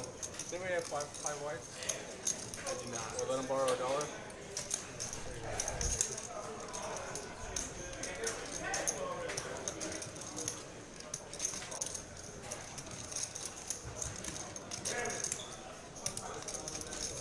$12.50. Call.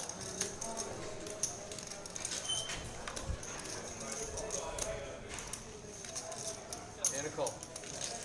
So we got an open, a 3-bet, and then multiple cold calls here. This is going to be a fun one, guys. We got 4 very playable hands. And Tito flops the very best of it, top. No real competition out there. Most likely just going to go bet and fold. DFS with some backdoor draws, but no, not good enough to stick around. Oh, and Marshall's going to give him some action. The 65 price tag, just good enough to keep him in with backdoor straight, backdoor flush draws. It's a total brick for Marshall's hand on the turn. Not really a brick for the board. Marshall could definitely have a 9, and it does slow down Tito. Will that potentially get Marshall to bluff at it? No, he just checks. Wanted to see his hand improve, it looks like, to make a play at this one. And so now Tito's going to bet. Marshall's going to fold. Tito just ripped it there for pot. Just probably hoping Marshall had a queen.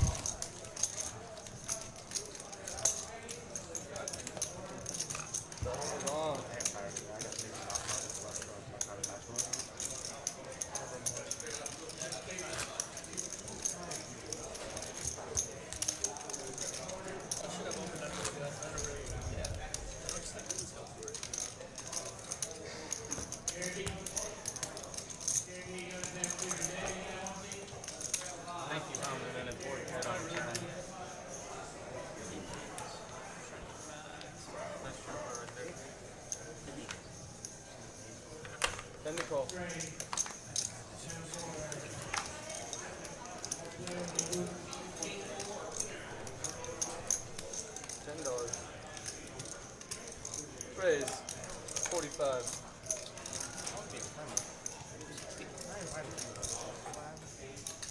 Cool. No, I got it. And he's calling. Yep. 3 players. And Marshall really speculating now. Goes open call, and he's in there from the small blind. Oh, no, excuse me, guys. It looks like this one was 80. I missed it. Did he limp and then call with the 3 deuce off? Well, either way, it's a great flop for Juicy J. Flops 2 pair. Snoopy, though, gonna make a play at it, guys. He makes a big raise here. Well, not a big raise relative to the bet, but big in terms of the moment. But surely Juicy J not going anywhere. He wants it all. And he rips it. And he's out of there. Wow. Looks like he put him on some kind of draw right there. Love the strength of his hand. And said, that's it. Let's play for it. And Snoopy with just the ace high. Snap folds. Funny interaction there between the players. And Juicy J scooping in a nice little pot.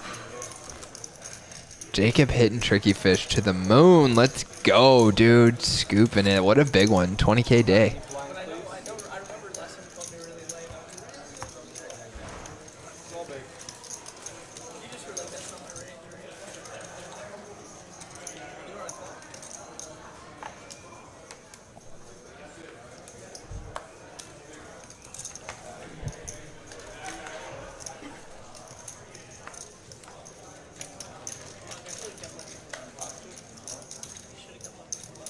Raise it.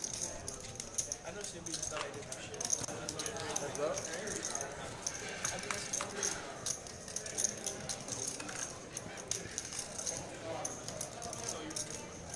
$30. Nope.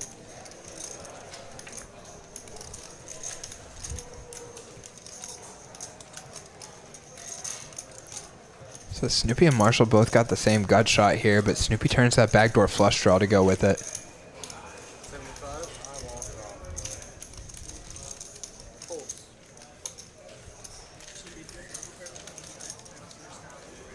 And it's bet and take it. You would have called the shot. It's so much though. I know, but that's what I was trying to target. Settle down. CB, I know you. I wouldn't have pulled that really for you, but I would have just smooth called it. I blocked two. I raised 45 with like an ass hand, and I blocked two. You have like a 8, 9.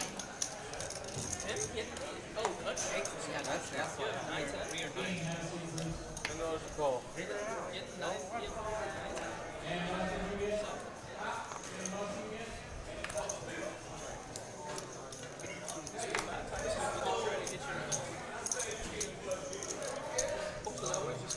Raise it up. Make it 40. Rosey got those jacks again, aka the Jellos, as they like to call them after their compadre, Mr. Jello.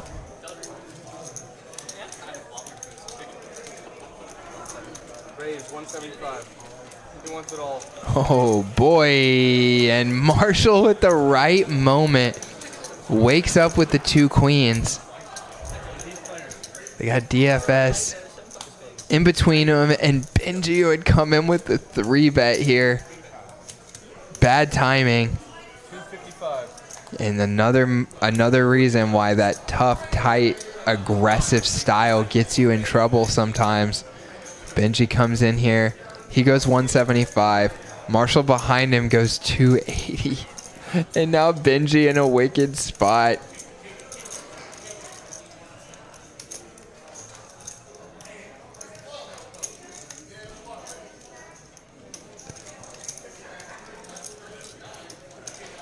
But first here, before that action even gets to Benji, is Rosey gonna just rip? I would think. Oh, makes a huge fold. Wow. So now Benji has the easy call. That is crazy. What a fold by Rosey right there. Knowing Marshall has been a maniac, but also having to worry about Benji's range. Benji shows the ace. It's good against the queens. Rosey's jacks go into the muck. Wow, unbelievable play right there from everyone. What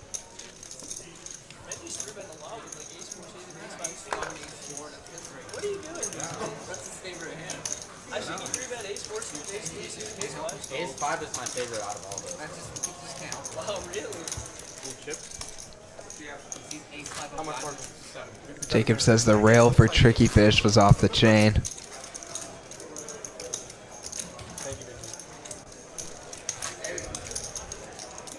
And Marshall, so sad when he's in there every pot, giving action, kind of setting up his spot, getting ready to get the two queens, gets Benji to make a play.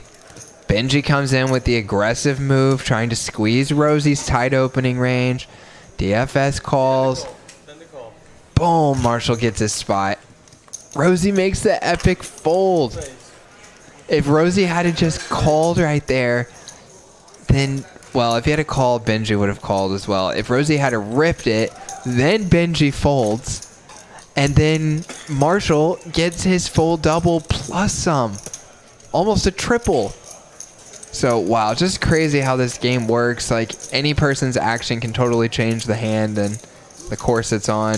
And right there, Marshall gets the worst end of it, and it's Benji scooping in a big pot, rewarded with the worst hand. That's poker, baby.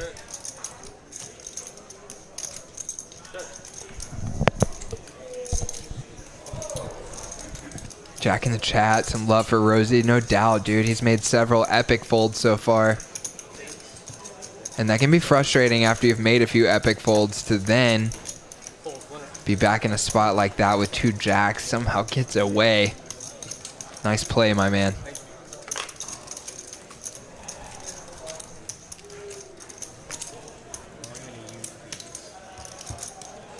Y'all got 7 races.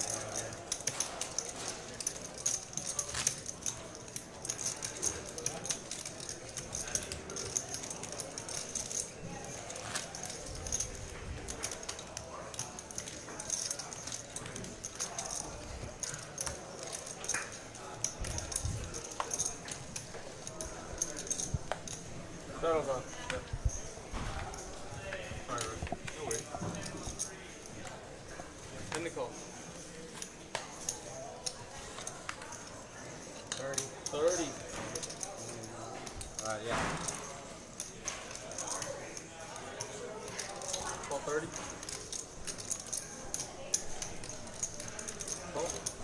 Hold. Marshall's immediately back in there. He reloads and then opens to 30 with the King 10 offsuit. And he's going to get bad news again, guys. Multiple calls. And now Bobby, who's got the Ace King, he blasts it. And Rosey with the jacks again. Are you kidding me?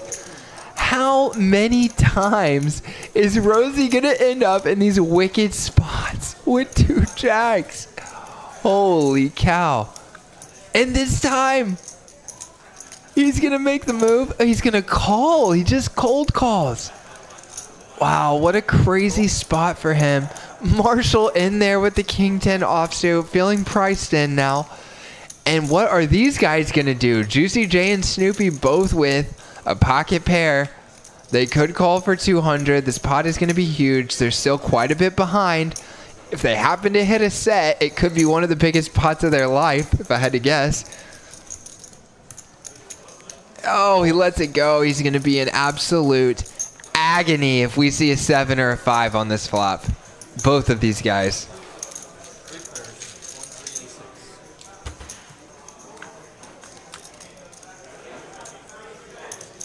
Okay, instead we see danger, danger.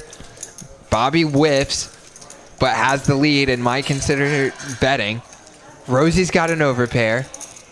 And Marshall flops top pair. He couldn't have hoped to see any better than that, and he's only got $500 left. When Bobby checks, I gotta think that Rosey is gonna take that as a sign that he has the best hand. There's already $740 out there. Marshall's got $475 left. Rosey obviously has no idea that Marshall's got that top pair, but if he bets right here, he's gonna get called by Marshall. He's gonna get folds from Bobby, and have a great chance to win a huge pot. He bets 300. It's a good sizing. Marshall snap is all in. Bobby folds. Rosey calls. Rosey's got an 80-20 spot to win $1,700, guys. Turns a brick. River. Brick. Rosey doubles. Well, not doubles. Stacks Marshall. Not quite a double. A huge pot, though. $1,700 pot going Rosey's way. And he makes a couple of epic folds waiting for the spot. And gets his spot not long after. Didn't have to wait long after making that big fold with the 2 jacks. Now decides to get in there with the 2 jacks. Good decision both times. Gets the money. Wow. Oh, I didn't even look to see. Did there come a 7 or a 5? Be Will saying folding 7s there is insane. I can't imagine myself folding, getting like 4 to 1. with money behind. Ooh. It would just be too much agony if I hit. Get set over set. Yep, you would have talked this I was about to call it. Oh no. 15 to go. I thought I had good enough odds. I was trying to do that. Holy shit. Oh no, he would have hit the set, guys. I stopped looking after they folded. Oh my gosh. Hey Castle, you're so right, dude. I just blank started talking about something else. Holy cow, what is he doing? Oh, I can't believe he folded a 7. Oh, wow. That's crazy, guys. That is crazy. Oh yeah, let him know in the chat. Oh, that's agony. Hey Castle says, this guy talking forgot about 7s. You're right. You are absolutely right. Started talking about Rosie's jacks instead. That is painful. Well, Bobby, fresh off of his failed ace-king squeeze attempt, is back. He's got trip deuces, and he's up against DFS with top pair. Is there any way? No. I was going to say, is there any way DFS gets away from this? But looks like a no, sir. One time.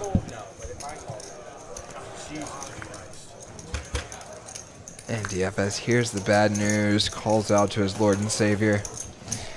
And unfortunately, no help this time.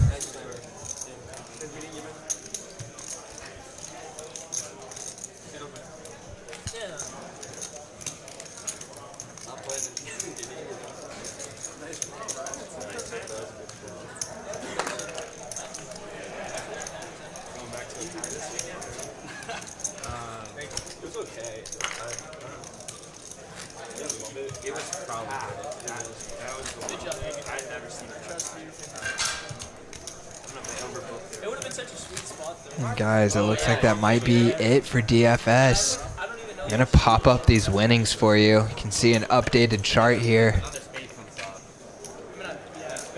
Bobby crushing it.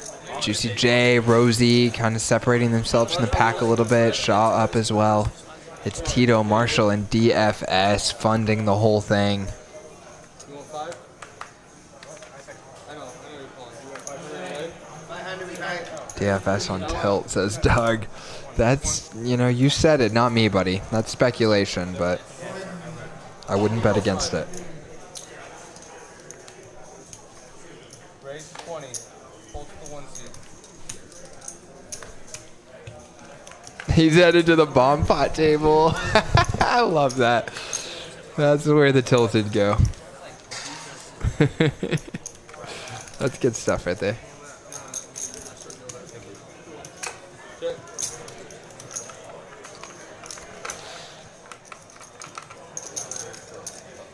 20. Call.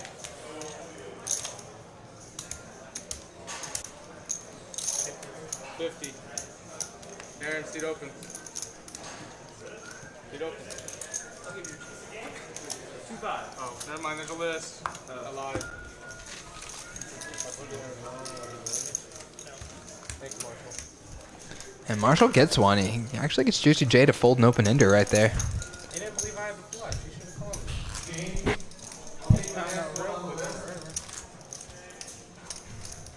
me. Ooh, DFS hits us in the chat. Trying to claim he's not tilted, but he does get a typo on the word tilted, so that within itself could potentially be tilting. The collector. I'm gonna change my name to that. No tilt, just annoyed. Oh, buddy, what's the difference though? That's what I'm not sure if there's a difference. Just mild tilt, I guess. Raise it. You're 15.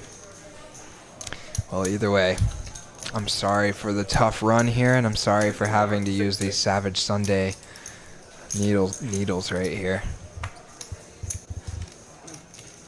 And Doug says, probably the best advice that I've ever seen. When you're losing in poker, just hit the bomb pot table. You always feel better after punting another $1,000 before driving home. Doug is a wise man. 4 of them. Do you do life coaching, Doug? I haven't hit a flush Been looking for a good life coach. yet. I know. And I did. On the river. Because you told me before I hit my flush. Bro, for 10. Maybe I should pull two. I was hoping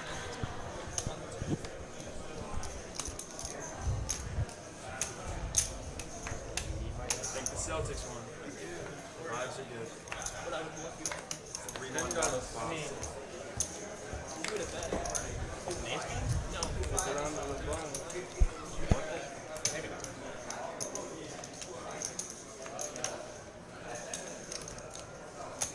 Option. Raise. 55. Call. Or heads up.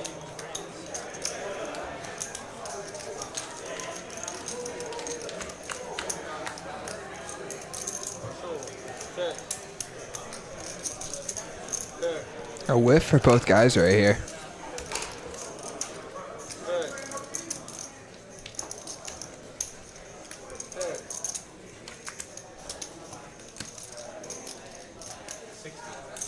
Jacob trying to hit us with the Bart Hansen approved strategy here.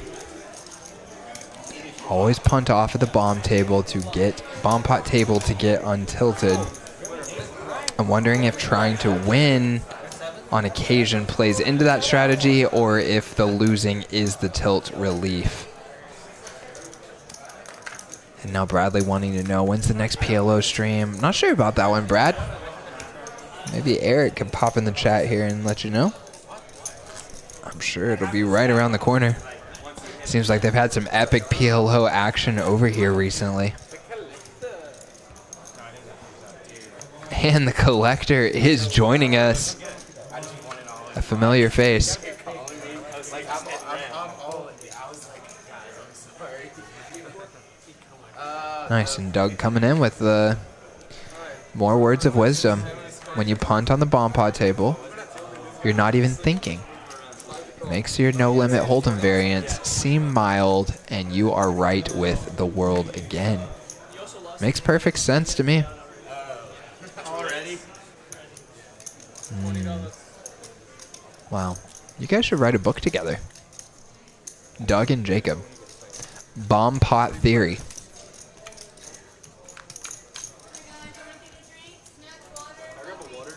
No. If we say bomb pot theory, they might think that you're actually trying to talk about strategy for bomb pots. We need something like tilt remedy 101 or something like that. I don't know. I'll have to think on it. You guys can throw some suggestions in the chat. Bomb pot tilt management. Oh, bomb pot tilt management. Tilt management bomb pot style. Still not there, but we're on the right track. Oh, guys, we're so close to 100 viewers. We're up in the mid-90s right now. Let's get one little push, boys. Can you just click that like button for us? No biggie. No biggie, but it helps out the stream a lot.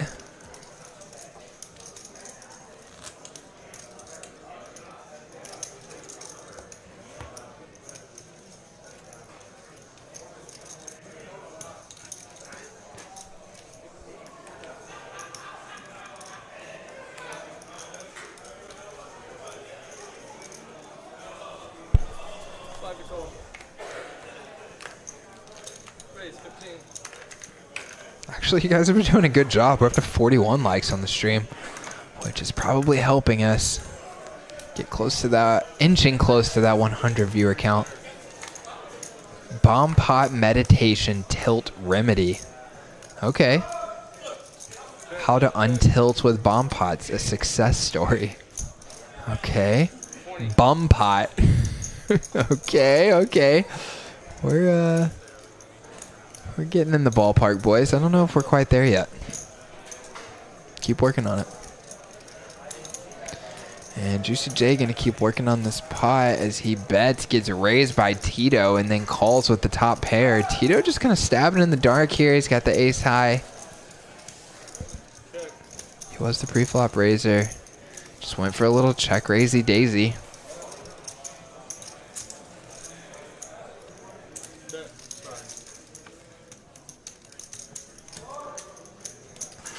This check raise does allow him to see the river card.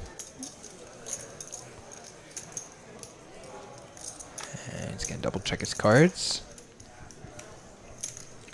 Think about his options. Jay gonna go with some speech play. Tells him to give up.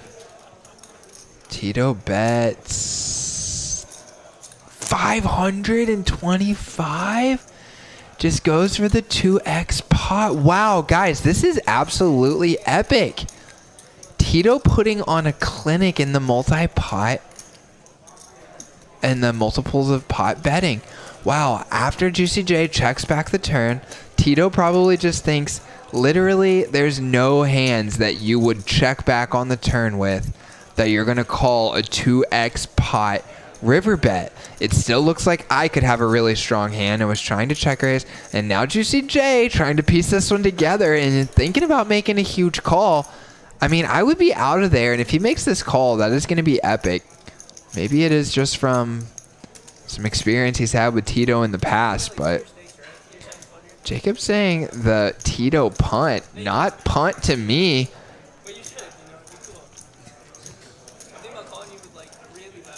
He says, I'm thinking about calling you with a really bad hand, but is that true? Juicy J with top pair, which is one of the better hands that he would probably bet flop, call a check raise, and then check back on the turn and not go for value again himself. If he has a set, if he's got two pair, if he's got that straight, if he's got even probably like ace 8, you would think he might just bet again on the turn if he's considering calling calling this 2x pot bet on the river. Boom! I knew he was gonna fold. Great bet by Tito. Let's go. Wow. And Jay using all the speech play he's got in the bag, but not good enough. Wow. Queen or nothing, right? That was nice right there. That was nice. He says a queen or nothing. I'm thinking no. I'm thinking the check raise and then straight comes in.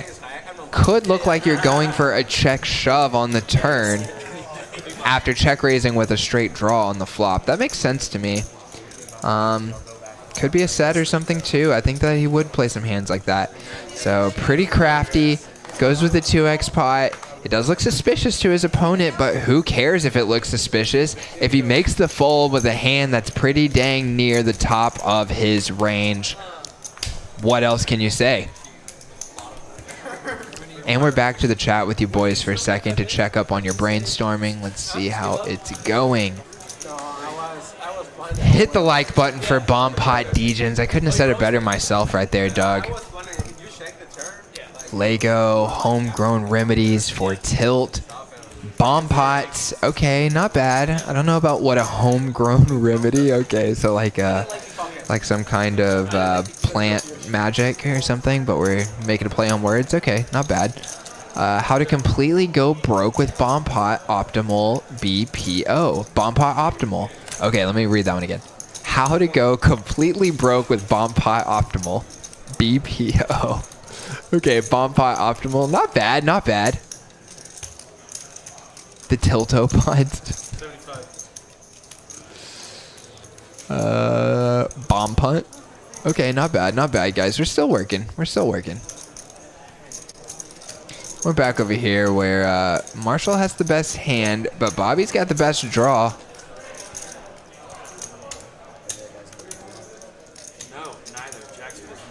Bobby improves to a pair on the end. Is that going to help Marshall get a little bit more money here?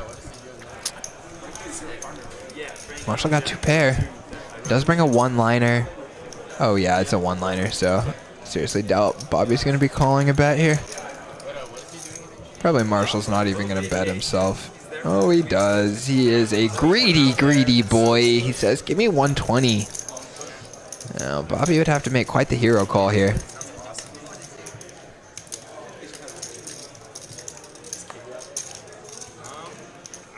Oh, guys, we just got an explosion of viewers. We're up to 117 all of a sudden. Welcome in, all of you newbies. We're having a good time tonight, guys. We've had a ton of action. Lots of big starting hands up against each other. Lots of aggressive play. Lots of swings. Bobby, our big winner right now. Marshall and Tito are big losers. It's not a personal attack. Wow, and then we just crashed through 1, 2, 3 viewers, 123. For any of you newbies, right now what we're doing in the chat is trying to come up with the title of a book that is going to help people therapeutically with their tilt by getting them to go spew off $1,000 on the bomb pot table to recalibrate their perspective on no limit hold'em variants. And if that sounds too complicated to you, you just need to read these guys' book. It's going to change your life. Lego coming in again with the Remedy Poker Tilt with this one simple thing. Feels like that is not the title of the book, but more so like the introduction to the infomercial. Maybe we could get Doug Polk to make a course on upswing poker about this, and then we could promo it using some of these things y'all are coming up with.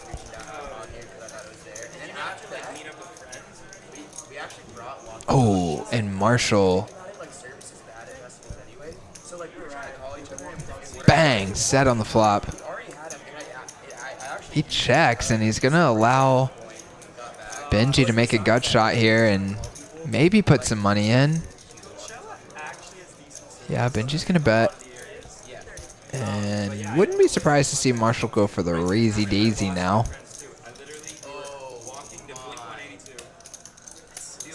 Nope, he just calls. He's slow playing it here. Oh boy. Oh boy, that is pain. And Marshall gets max punishment for not betting his hand. And Benji gets to hang around to the river, see all 5 of those cards come out, and bang, bang, it's a straight. And Marshall probably not going to expect Benji to have a 4 that often. No way he's folding. Would he consider raising here? No, not against 100. He's just going to call, and Marshall is going to be sick to his stomach seeing that. Ouchie.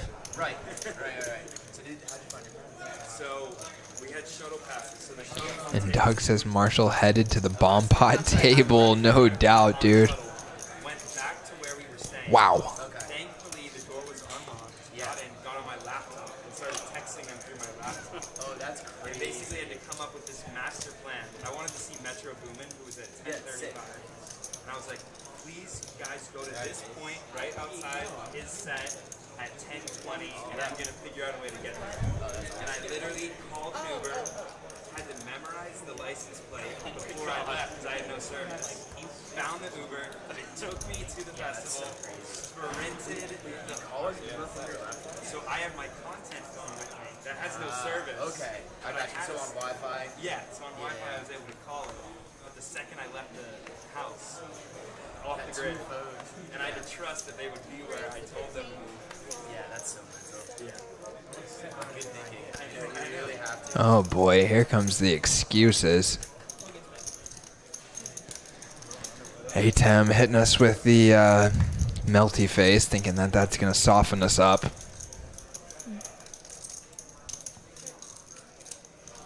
You got a doctor's note, bud?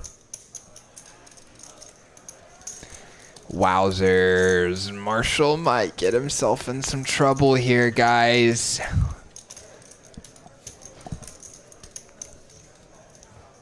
Rosey hanging in there, too.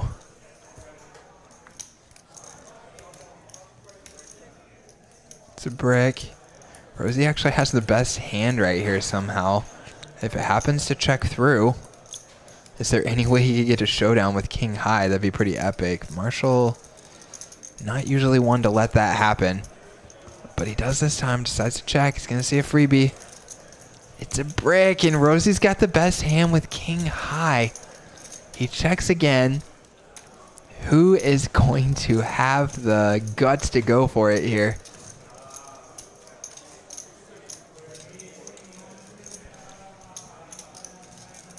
Benji thinking about it. checks. Marshall checks. Rosey wins. Rosey wins. Oh my goodness. And look at that. Wow. That's a fun one right there. Checks down. You don't see that too often in a tough, aggressive lineup. Letting a guy get to showdown with King High. And Doug calling out, what is it? Atem? However you say it, Doug is calling you out. Says you weren't sick. You were at the bomb pot table getting your roll busted. That's why you're not here today.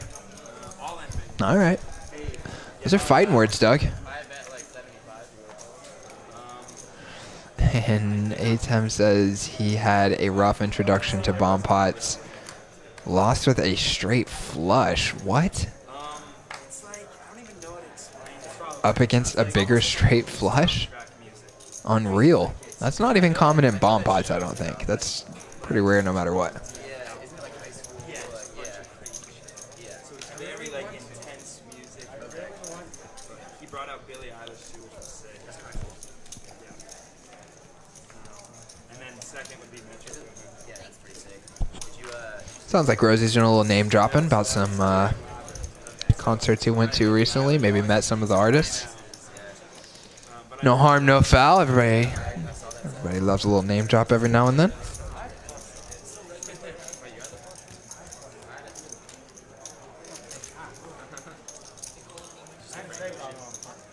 Whatever he did, I saw. but I know someone who's like a diehard Frank Ocean fan. I'm sure he supported it. Anyway. Yeah, they were still like really excited for what it was, but like showed up late or something. Like had What some I'll ice say cream. is, yeah. Oh yeah, there was a lot of, it was objectively a bad performance. Like I don't want to be a downer. It just objectively was. And the people that are his real fans, obviously, this is the first time performing in a long time. They're gonna love anything. Yeah, you don't really see it existing. Straddle race. We're just letting Rosey take the commentary for a while. And looks like he's going to take the action as well as this goes. Open, call, squeezy. This is over a straddle, guys, so Juicy J going to have a decision point here. And then Tito behind him. Guessing Juicy J is going to be out of there. Rosey got position on him and is, of course, a tight and tough player. But what do I know? Is he going to make a move? No, he's going to fold. Juicy J is just really good at the Hollywooding. He keeps tricking me. And Tito's out of there. And Juicy J says, respect my under the gun raise. Well, you can't raise with Jack 9 suited, bud, and then expect people to be scared of your under the gun raise. Come on, let's be reasonable here. Has anyone got it? I had the boost. I'll do it. 7 boosts out the door. No, just do 7. $25 Are you guys having a good time tonight? That's what I want to know. Who is having a good Sunday night? It is 9 o'clock, guys. We got about an hour left. He was an hour late. There was a whole set that was supposed to be actually candles that he Oh, you know, I was actually thinking about raising said he was myself. for whatever the reason, they shut it down, and the performance was just kind of in the back of a tiny Darren wanted stage. to know about card shufflers. Didn't even see. Says, do they have card shufflers for the larger cards? I'll say, Darren, actually, I'm one of the guys on a team of inventors that are working on a product that's going to shuffle those giant clown cards. There's no one out there that makes a product like that. Everyone has to hand shuffle them right now. And at the Clown Casino, they only get in about 25 hands an hour at the poker tables. So, little business project I got going on the side. Yeah, like kind of difficult.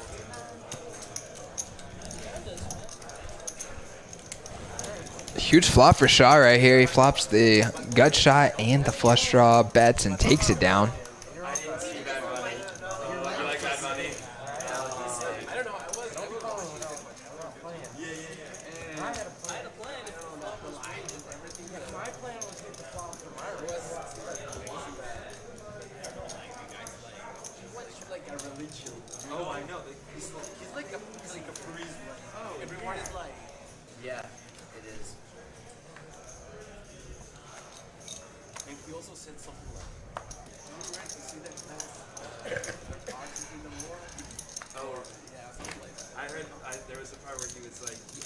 decided he wanted to, if he should speak in Spanish or English, and everyone was like Spanish.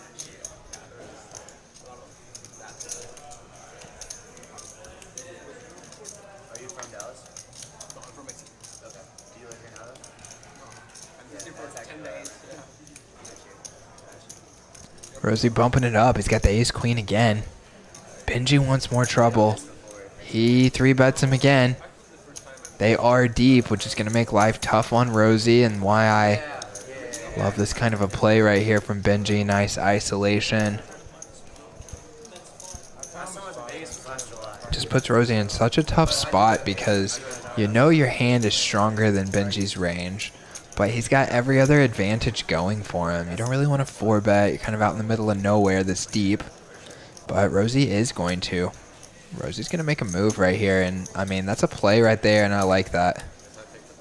And Benji says, I picked a bad time. He does have way too wide of a hand for what he should have, and Rosey, nice play, my man. I love that right there.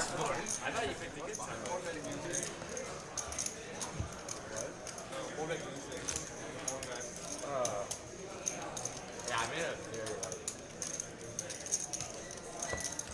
not my usual. I think he had like 5 more suited. I think he had like 5 more suited. No. Actually, it would have been better.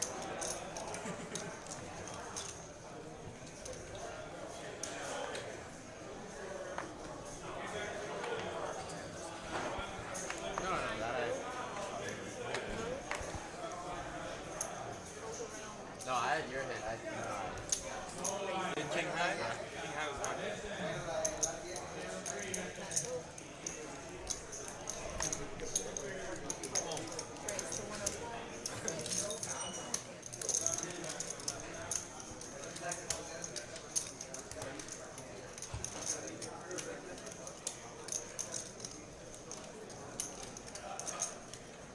Watch the clock call, man.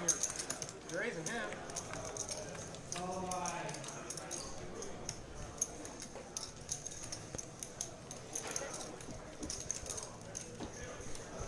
Marshall tries to get into a little speech play himself here.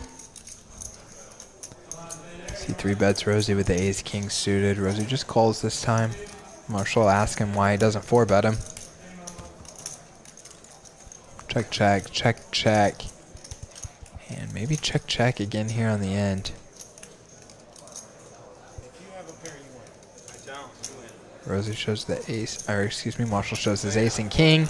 Good enough to win. I don't know yet. You never know. You're so not folding that. I didn't want to. Then the turn came, and I'm like, I'm like, Marshall has ace high. He's not folding. I don't want to, but then again, 4-2 straights have been bad, especially when someone has talking forwards. Like this, oh great. Call me an 8-4 again? What was it? I was like, I gotta call her.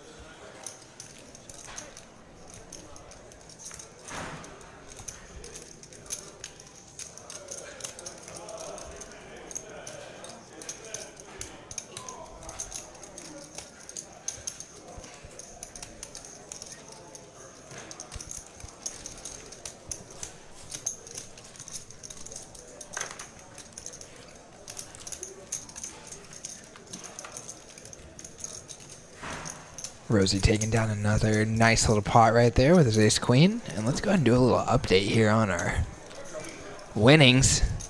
This Bobby still sitting up on top of the leaderboard, but Rosey has now cracked that 1K mark. For a while, it was 0-0 throughout the first period. It started at like 4 shots. And then we went up 1-0. And then And you see Marshall down there. scored bringing up the rear, stuck 1,700. But the thing is, with his style, literally 2 or 3 pots can go his way, and next thing you know, he is up, and it is everyone else who is stuck. And he's been getting some playable hands. He's got the ace-10 suited here. He raises it and immediately gets 3-bet by Shaw in the small blind. That is a very active and aggressive play. Marshall calls. Let's take a flop, and Shaw outflops him. They were sharing that 10, so it had to be an 8. And an 8 he gets. Still a little bit of a scary board. There's a straight possibility out there.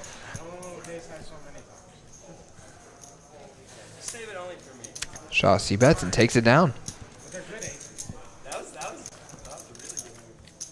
Darren, a little shout out for Eric, says he looks great tonight.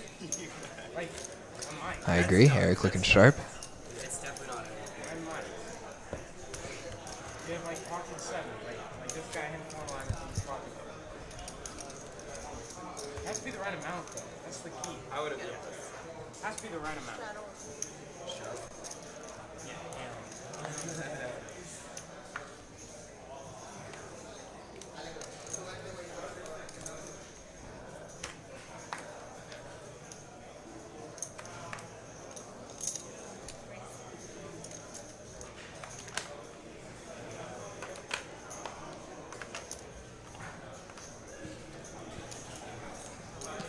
And we're going to have action here, boys. It's Collector bumping it up to 35 over the straddle, and Benji 3-betting him with the 2 10s. Collector calls. They're about $1,400 deep. We're taking a flop. And there's a queen on the flop for Collector. Benji does have the backdoor draws here. So this one's not quite over, but Collector with a grip lock on it. He goes check, bet, and then now will Collector choose to raise or call? He just calls. Gonna try and let Benji do the work himself. It does bring in a backdoor straight draw for Benji. Actually ups his equity from 5 to 10%. Oh my gosh, are you kidding me? Benji has gone backdoor running one-liner straights on 2 hands in 2 orbits. Once against Marshall, and now once against Collector. And Collector's top set suddenly shrivels up.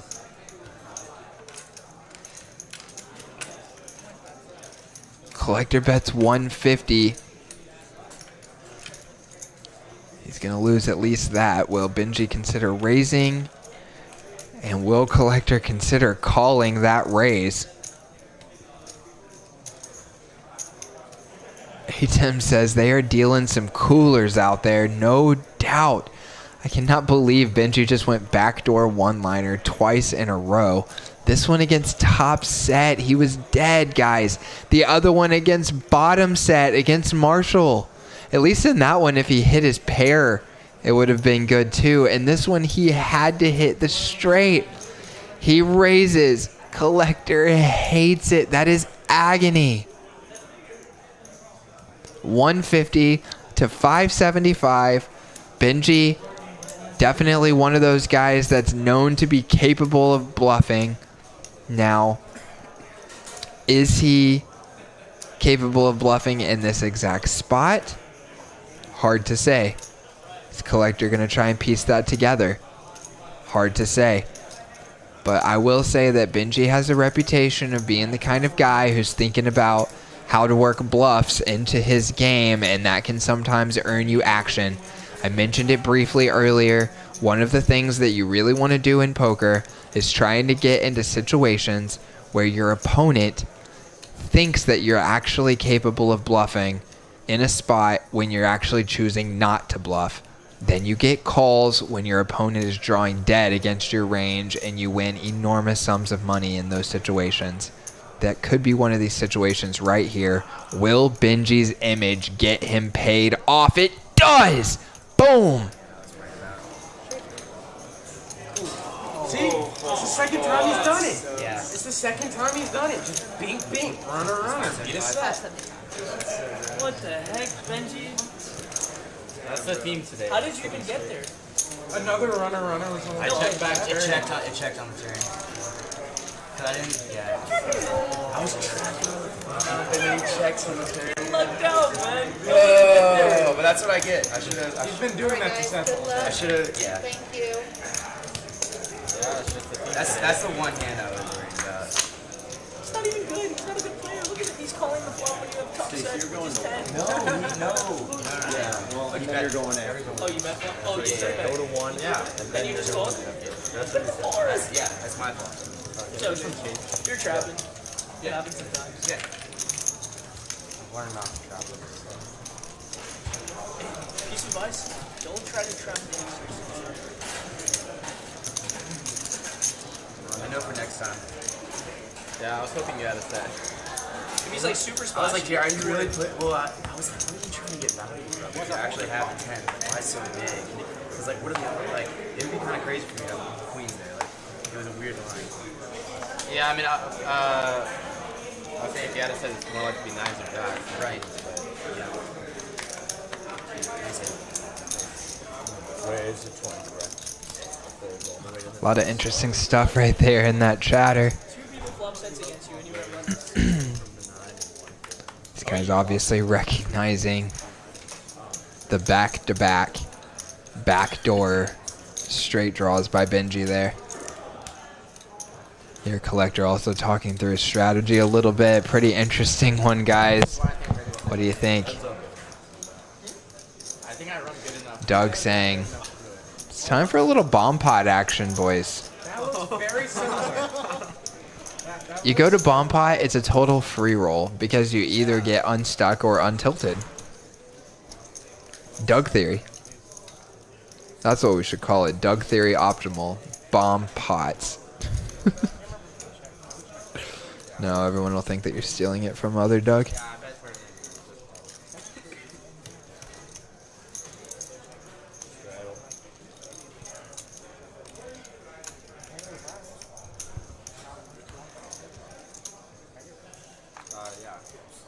124 of you guys in the chat. That's epic, boys. And ladies, I'm sure we got a handful of you out there too. We appreciate all of y'all being with us tonight. We're having a great time here. Savage Sunday. Here at Poker House of Dallas. Playing on Poker House Live with Rosey from Next Gen Poker. We've had Frankie and Jello in the chat tonight as well.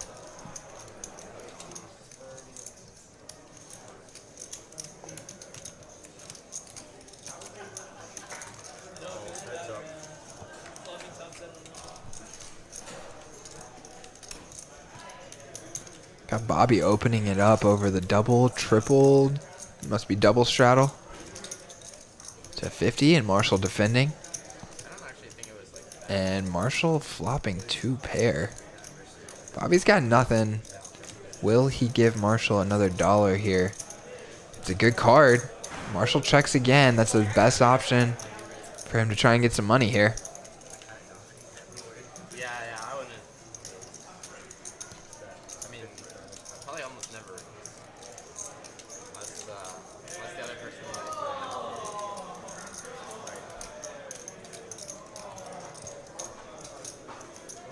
And it works out. Marshall now gets to check raise. Bobby immediately out of there.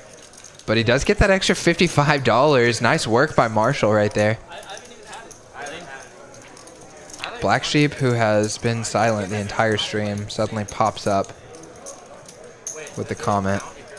I'm pretty sure that even people in that category fall under boys or ladies, don't they? I feel like if you're going to needle, you should needle right, which would be to say that I was not inclusive of non-binary folks. But I'm not going any further into the weeds on that than that right there. You just want to get 7 deuce and I'll take you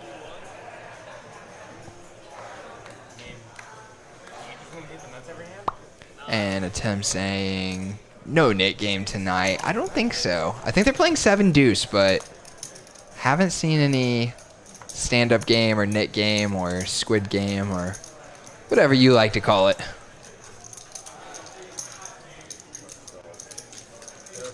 Little raise by Shaw right here. Bobby defends. Marshall's in there for every pot right now. Black Sheep saying he's just playing with me. I know, dude. I'm just playing with you, too. Come on, my man. I thought we were doing a little troll battle. Now you're bailing on me.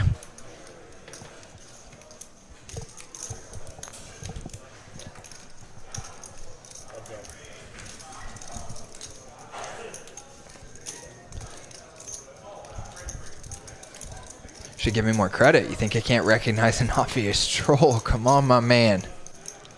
Been trolling since before you were born.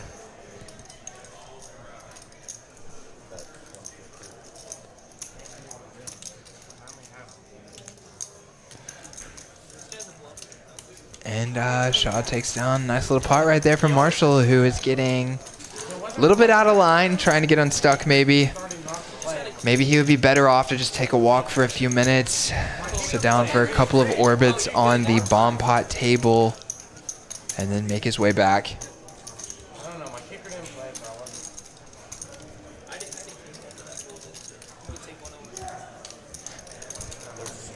They almost always have bomb pots running here at Poker House. I'm going to check right now and just see what we've got going.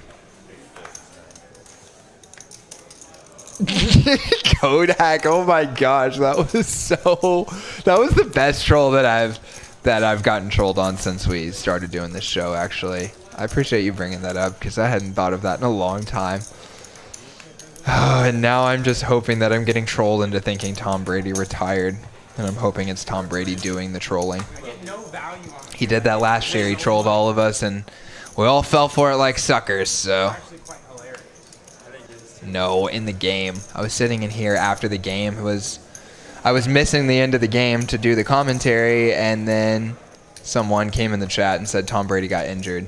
And I am a huge Tom Brady fanboy, so I was pretty heartbroken and talked about it multiple times here in the commentary, only to find out later that I was getting totally trolled.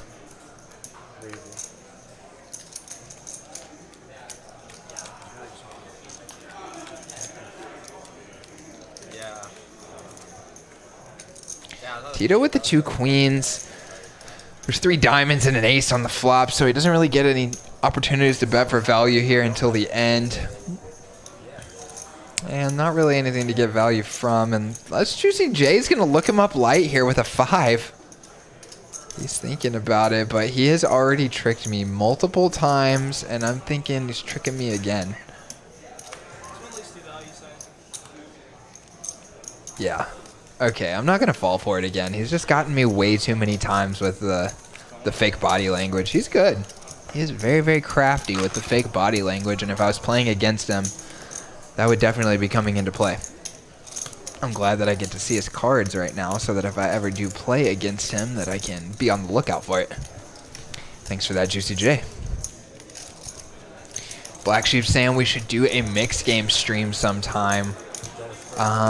Couple of points about that. Number one, I've actually played on a mixed game stream before, which was a lot of fun. But it is a little bit tough for viewing. Number one, there's a lot of multi-way pots with a whole lot of cards, and so it's kind of hard to keep up with all the action. Number two, the cards are kind of delicate, and it becomes a little bit of a problem to handle,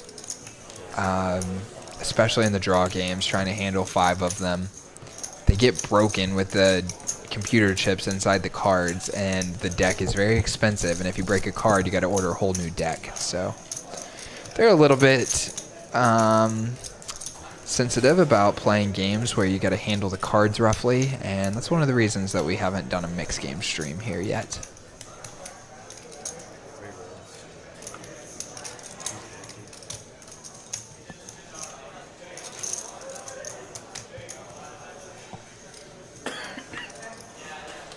Wow.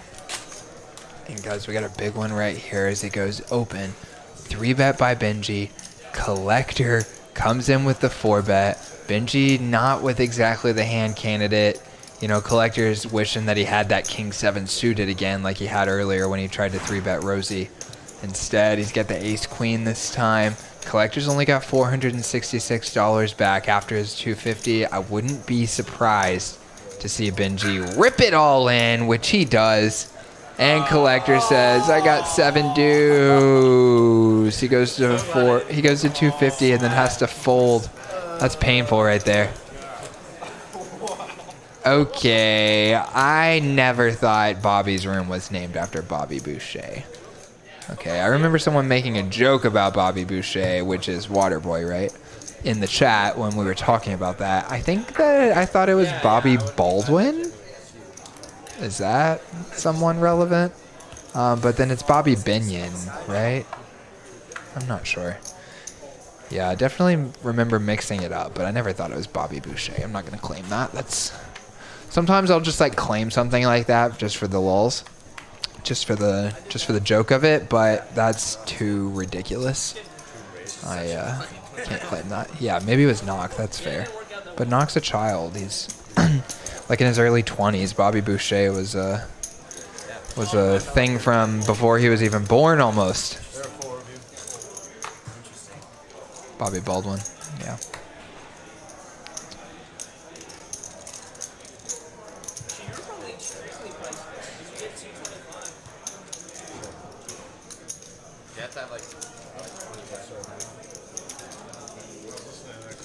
Yeah, go look it up, Lego, if you want to. I'm happy to hear it because I'm very confident. I never thought Bobby Boucher was the Bobby that Bobby's room was named after. I associate that name with Waterboy. That is where it's from, right? Federal Mayhem saying poker is the devil. It's a bold take.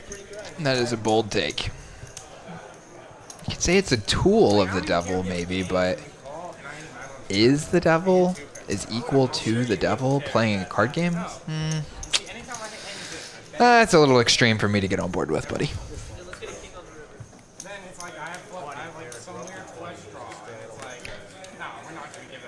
Knock enjoys a good wine spritzer. He really enjoys that boxed wine.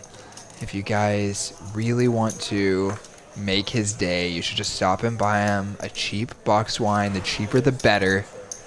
And bring it to him at the poker room. He'll give you a big sloppy kiss.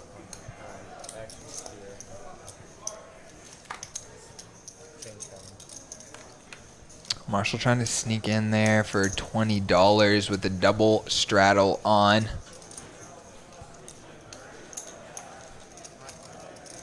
Doesn't work though, as Juicy J goes for the $100 ISO with the 8-7 suited and takes down $50 uncontested. Okay, and now John coming in. John, honestly, this is how sad the situation is.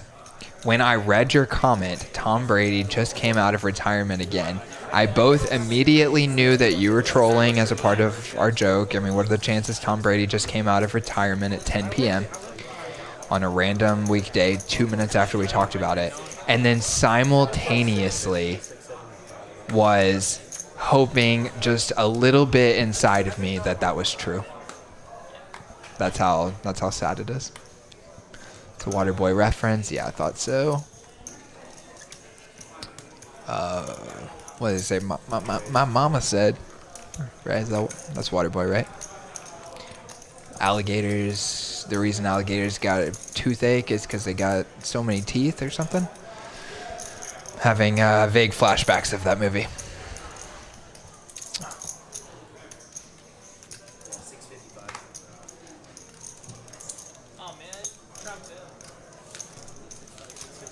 Got an open and a couple of calls here. Marshall really trying to get involved. His VPIP has been steadily climbing. It started around 30% and is now up over 50. I'll pop those numbers up for you soon if you like. He whiffs again here. He has managed to kind of hang in there as that VPIP has gone up. He's not really stuck anymore, but he hasn't really gotten unstuck either. Wow, okay, chat's going off the rails a little bit. We are up to 135 viewers, so I need all of you guys to be on your best behavior. But just to quickly address these, Federal Mayhem, I'm just poking fun. I wonder if the devil exists. That is a deep and complicated question. If you wonder if spiritual entities exist, both for higher and lower places, let's say, then I think that would be a definite yes. 100 million % I would bet everything I have on it. That's as far as I'm going to go. Foosball is the devil. Not sure if that's a reference to football or just literal foosball, the table game. Another extreme take. And we'll get back to these as we have the action right here. Yeah, it's Marshall stabbing with the bottom pair, but he's going to find out he's got the third best hand here because Tito is going nowhere. And Collector, yeah, he lets it go. Thought he might consider calling once.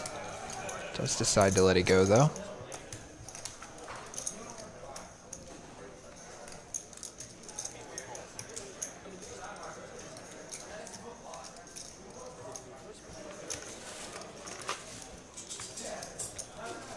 Ace brings Marshall 2 pair. He does still have the best hand at the end, but the 7 counterfeits his 2 pair and now makes his hand chop with any other ace. There could potentially still be a little bit of value here. He bets 100. Could he get called by a king? Oh, Tito hates it, but it looks like he wants to look him up. The check on the turn. Boom! Buys him a call. Marshall gets $100 closer to unstuck. Nice hand right there. It's almost like does it count if it's the 7 on the board? 7 Okay, so back to the chat here. Kodak going a little bit deep. What's your take on divorce? Try not to do it. How about that? I would say you shouldn't get married unless you're committed to the long haul. And then there's only a few reasons, which I'm not going to go into, of why I would think that it was a good idea to get divorced. But to each their own. Each person should do what's within the scope of their own journey. But I wouldn't recommend divorce. It doesn't seem like a very good time. Let's see. Reference to the water boy. Oh, foosball being the devil is a reference to the water boy. Oh, and maybe I've been missing the entire running joke. Got me again, boys. Nice. Love it. Yeah, gotcha. Okay, I see. Lame-o not getting it at all. No doubt, dude. Did you see how literal I went in after those questions? That's pretty embarrassing. And Kodak says no Tom Brady's. Tom Brady's career, R.I.P.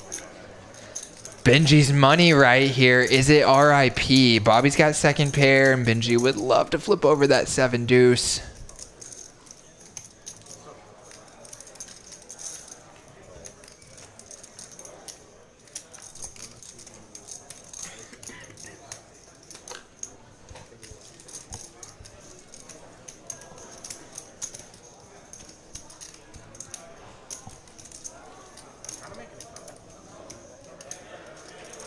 Bobby actually has the best hand no matter what here, so Benji's only going to win by betting and getting a fold. He goes 125 after going 25 on the flop, and that's it. Bobby lets it go. Benji lets him show, and boom. We're going to find out what the... Oh, it's a $25 bounty. Very healthy sized bounty. You're playing 9-handed. That's $200, guys, which is 40 blinds in a 2-5 game. That's a healthy bounty right there and gives a lot of incentive to go after it. And Benji, the first one of the night to collect on those bounties. We were literally talking about it pre-flop, and then I look down I look at 7, I'm like, oh yes. And then 3, and I'm like... All right, you guys are going too far off the rails. I'm going to have to just ignore a couple of comments. Bring it back to something that I can talk about.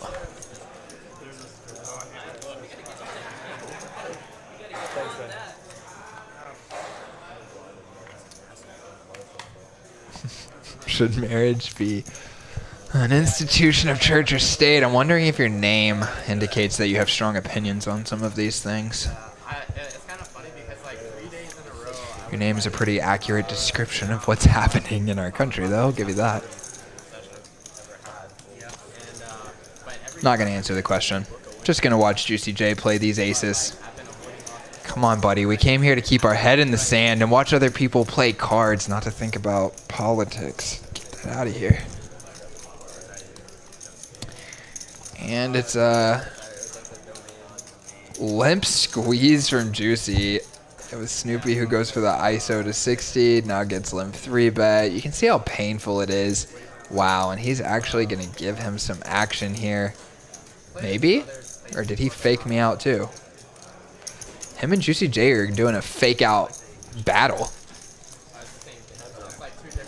He does call.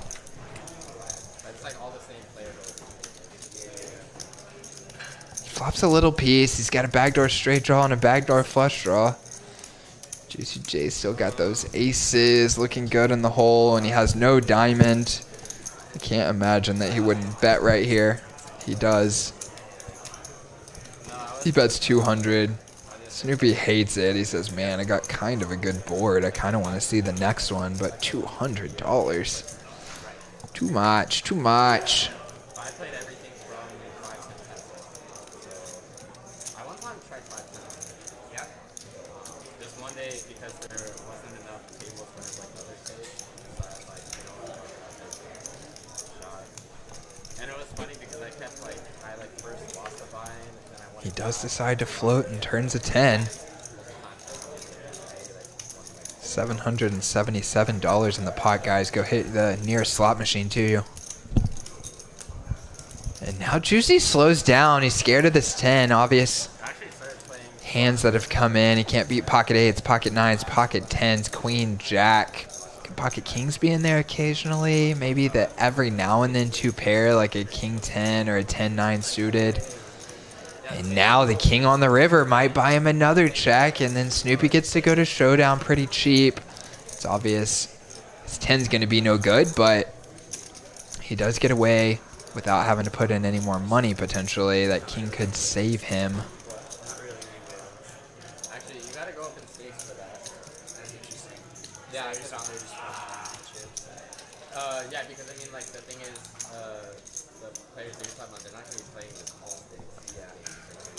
Yeah. Also, Oh, wow. That is a very, very surprising move to me. Juicy goes with the pot size bet, and we're going to find out, guys, if this play has any merit at all, because Snoopy has exactly the hand. I mean, queens or jacks is a possibility, I guess, but like ace 10 is one of the best possible hands that you could try to get called by right here.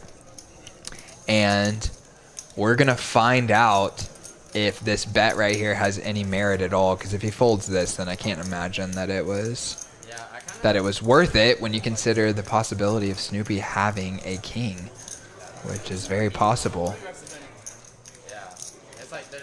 He is thinking about it, that's for sure. Doug says it's the perfect bet. Shakab likes it as well. We're going to find out, guys. Cooler Day says loves this move. Okay, boys. Okay, boys. Let's see. Y'all are putting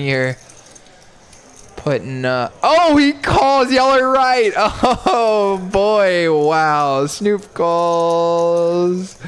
Oh, my gosh. Look at you guys. Loving the play. Make it look like a bluff. Yeah, here's my problem with it. How does it look like a bluff when you limp 3-bet? And then what do you have on that board? I mean, like only ace queen maybe. I would say that was pretty epic that he made the read he could get called there and then got called. That's pretty sweet. Pretty sweet. Got paid a lot more than I would have, that's for sure. Wow. I probably would have kept betting on the turn, I guess. Maybe not. I don't know, actually. I don't even want to. I don't want to stick my neck out on that one. I'm not sure what I would have done. It was a tough spot. Yeah, so I played 1-3 there. Yeah, and Cooler Days says Snoop is currently talking him into a call. He does call, and boom. Pain. And Snoopy down $900 now, almost all of it coming right there on that one play. That is tough, guys. That is tough. Hit your like button. Hit your nearest like button for me on that one. We got 132 of y'all, 137 of y'all watching. Gotta love that. And 61 likes. Not bad, guys. Not bad at all.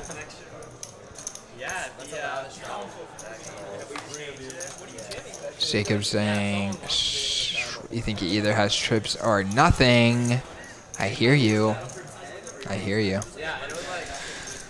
I mean, what can I say? The guy called with ace-10, so you guys are right. Says Snoop needs to head over to the bomb pot table. Doug, I think you need to pick up some bomb pot students, my man.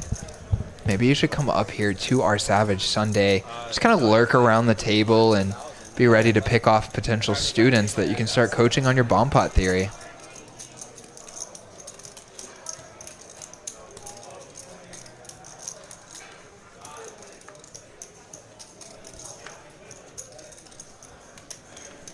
This board I'm okay with no fault. It got scary quick. It got scary pretty quick. Marshall wins a small one. And we have crossed hand number 100, guys. We got about 20 minutes left for you here.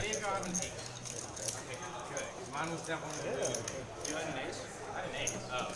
But it was like, yeah, an ace would win. Yeah, an ace has to play a kicker. I can't. Kind of don't want y'all to catch up. I kind of wish I had a 6-3.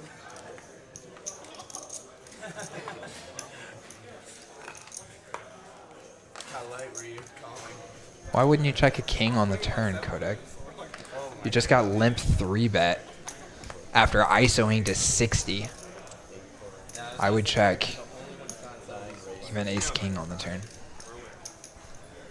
Just saying. Just saying. Dougie Fresh looking for some pointsies. I don't know how to do it, buddy. If it becomes a possibility, then we'll make it happen. I'll just say that. I have no qualms about handing out points. I want you guys to like me more than anything in the world, so I'm happy to hand out free points for it. It's a total free roll for me.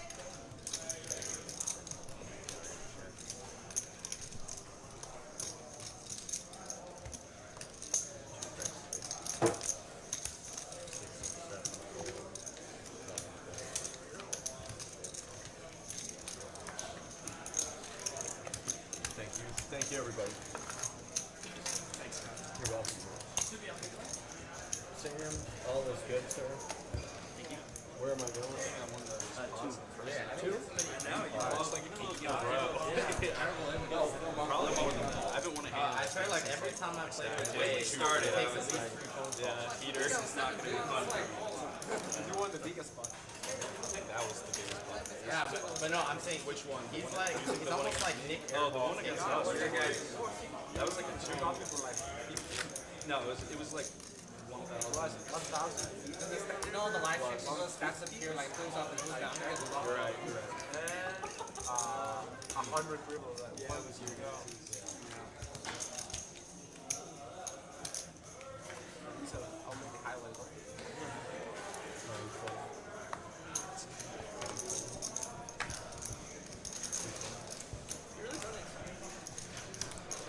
And Rosie's back in the action. He's got the ace-9 suited in the hijack. Bumps it to 40 over straddle.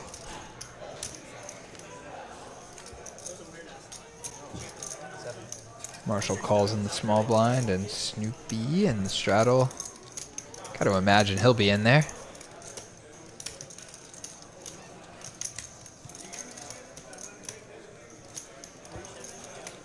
Federal wanting to know about the Whataburger next to the room. I've had good experiences there. It's Whataburger, so it always takes a little long to get your food prepared, but it's been hitting every time I've gone.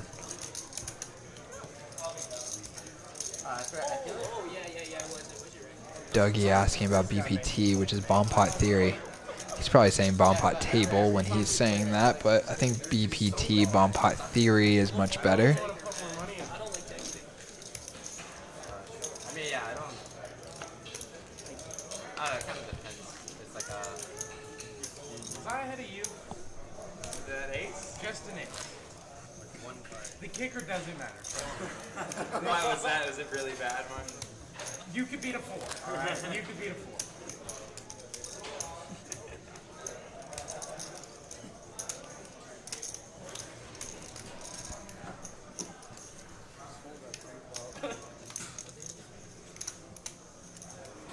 I'll be honest, I called you because I thought I would. Doug R says the Poker House needs a stream where all the players have their net worth on the table. They do, buddy. That's all of their streams.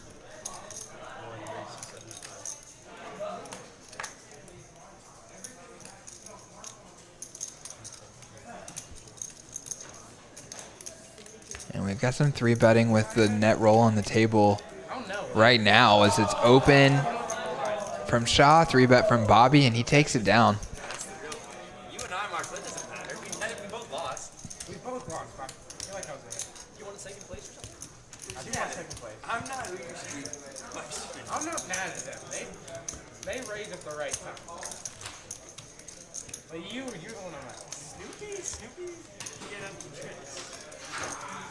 Yeah, I can play very weirdly. This is where you have pocket 3.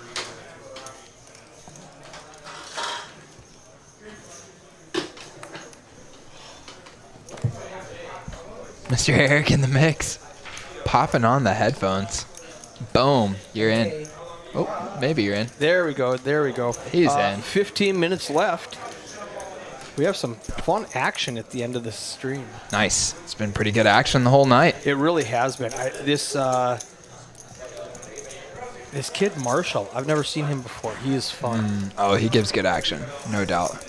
Great personality, too. Kind of a I really like him. little emerging based local on the legend. 4 hours that I've seen him. Oh, I bet he likes seeing this flop right here. Oh, I remember this one. Ace, ace, 4. Marshall with the under full. Couple of other pairs in there. Bobby taking a little stab here. Let's see if Marshall decides to slow play it. He does.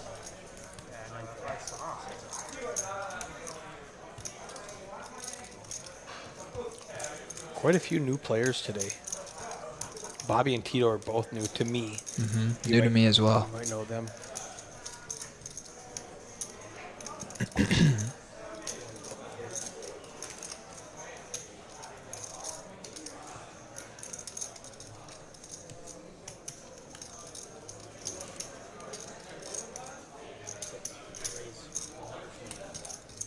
Bobby takes another little stab here on the turn. Pretty ambitious. Ace, ace, queen, high board with his 2 8s. Well, you don't put anybody on an ace when there's 2 of them on the flop. Marshall bumps it up. And Bobby calls. Wow. Feeling sticky. It's a brick on the end. It is another overcard to the 2 8s. Marshall bets again and $250 into a $600 pot. wow. Yeah, and Bobby was saying earlier that he was hadn't been in a pot in a long time, so maybe that led to him feeling a little sticky in this one. He does let it go here on the end. Correctly. And Marshall scoops in. Nice little pot. Bobby was aggravated because you had a 4, seriously? And then he showed them both. What's up, Tiny Poker? It's actually great for him. It is great. If he has any ace now, like he's nothing. Well, if he has any ace, king, queen. Yeah, I was about to say, if there's any ace, it's king range. Here, I just need Yeah, this was a fun one. After that audio technical difficulties to start it with, it bounced back rather nicely. No, I was like, if he doesn't have an ace and he has like kings. Want the man Philip on stream soon. Who's Philip? I don't know. I don't either. They just want the man. The man Philip. Pocket 4s for Benji. He makes it 30 to go. Jay makes a call. Snoopy's feeling a little ambitious with that button in front of him. He makes a call. Holds around to Bobby. Now Tito's getting a great price, but let it go anyway. We're going 4 ways to a flop here. Thank you.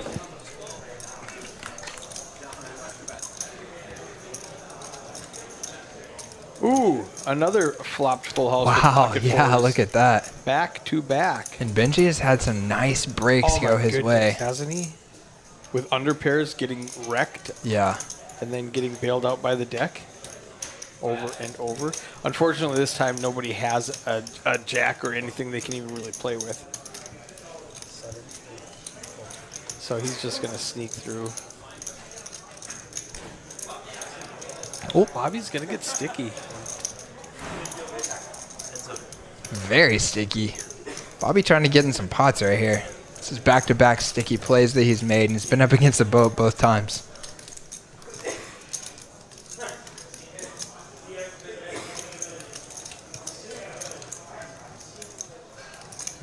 RV Phil, that's who they're clamoring for. Oh, RV Phil. Yes. I don't know his last name. RV Phil is the man for sure. He was on last week.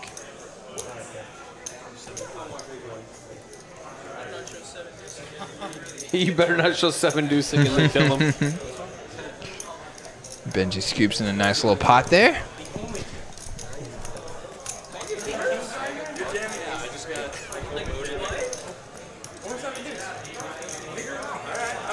Seven deuce was tried, I think, 4 times, and Benji's the only one that got it through. Yeah, 1 successful.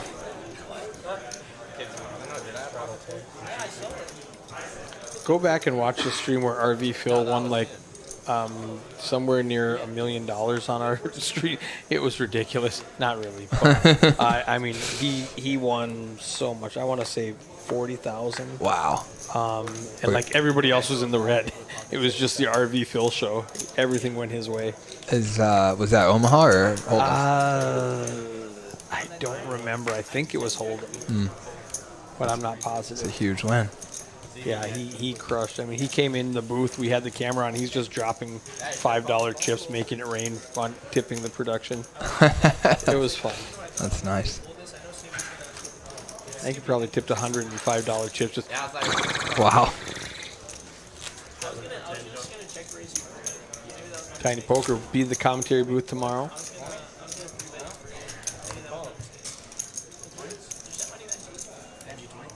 Federal Mayhem from Colorado. If you want to play, what is tomorrow? Is that a 1-2 street with a 500 max buy-in, or is that a 1-3 with a $1,000 max buy-in? Tiny. Yeah, I mean, I do my own game. Do you remember that schedule? 6 raise, 60, 7 4.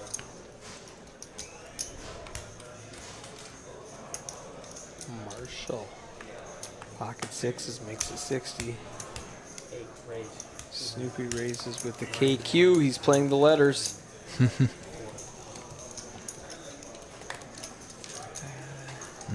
Benji got something pretty.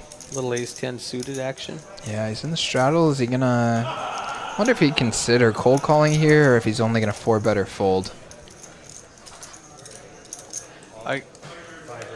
He rips it. Wow. Oh, that makes sense. The Snoopy's only got $400 behind, so he just decides to play for it.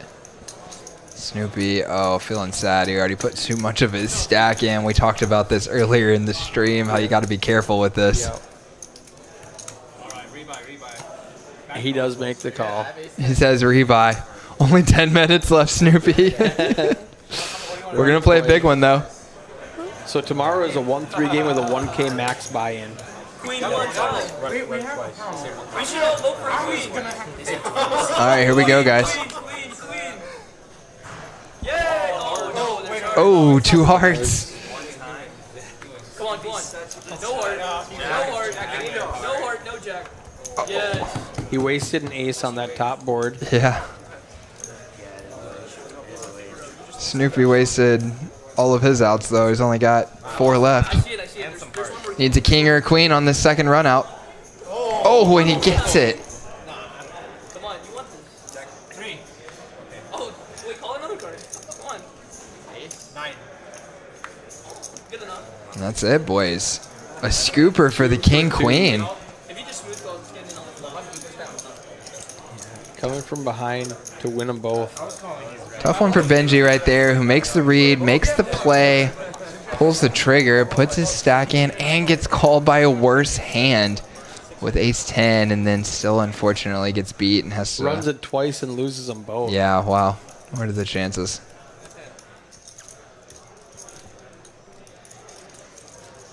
Kodak asks 100, 200 stream in the queue.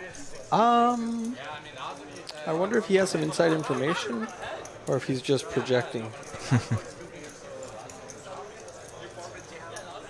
Yeah, if you're watching for the first time, this is probably, even though it's a 2-5 game, this is our smallest game.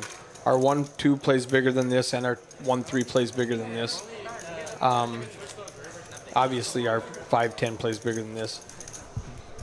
Tiny in the chat saying our 1-3 game plays bigger than this, even though there's a bigger buy-in max on this board and the blinds are higher. The players are more loose in our 1-3 on Monday.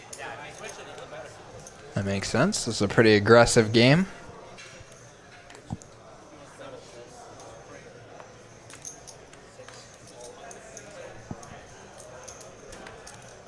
We like to say you play 1-2 Texas Hold'em. I play 1-2 Hold'em in Texas. It's different. Nice, I like that. And Snoopy likes seeing ace king right here. The A and the K. Bobby folds king queen. Wow, big fold. After Bobby made a couple of really sticky plays too, and then maybe just got stung one too many times. Pocket fours for the third time in the 5 hands, I think. Marshall getting sticky. I think I told them 2 hands left. And so they're getting sticky with it. Yeah, Marshall trying to get unstuck here. 1,500 Federal Mayhem. $1,500 max. No, excuse me. $1,000 max buy-in for 1-3. 3 hearts on the flop, and Snoopy doesn't have the best hand, but he does have the most equity. And the best draw. And the best draw. Marshall's open-ended. Snoopy's got the nut flush draw. Benji just folds the under pair. Yeah, Benji folds the only made hand. I don't love calling with an open-ender on a 3-suit board. No. It takes away a couple of your outs. And that's not one of them takes away, though. But he drills it. Boom. Marshall pulls a magic trick right here. He goes check, check, and then Snoopy makes his ace on the river. Wow. Snoopy's almost unstuck with that last come from behind double board victory. Yeah, and Marshall checks it here. What a sneaky play. Gonna get Snoopy to take a stab. Oh, he's going, please have an ace, please have an ace, please have an ace. And it's $100. Nice. And now I'm guessing Marshall's gonna go for a raise. What do you make it? You go value bet 225, or you go big Get a little and make bigger, it like 300 to 350, something like that. I like it.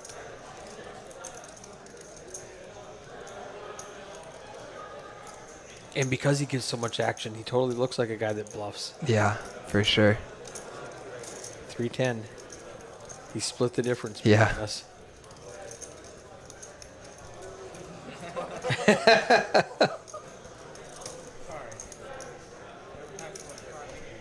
Oh, Snoopy's got to hate it. He's like, what are you doing? But you're right, Marshall's kind of bought himself that image. I think there's a pretty good chance he'll get looked up here. Would be a nice fold by Snoopy.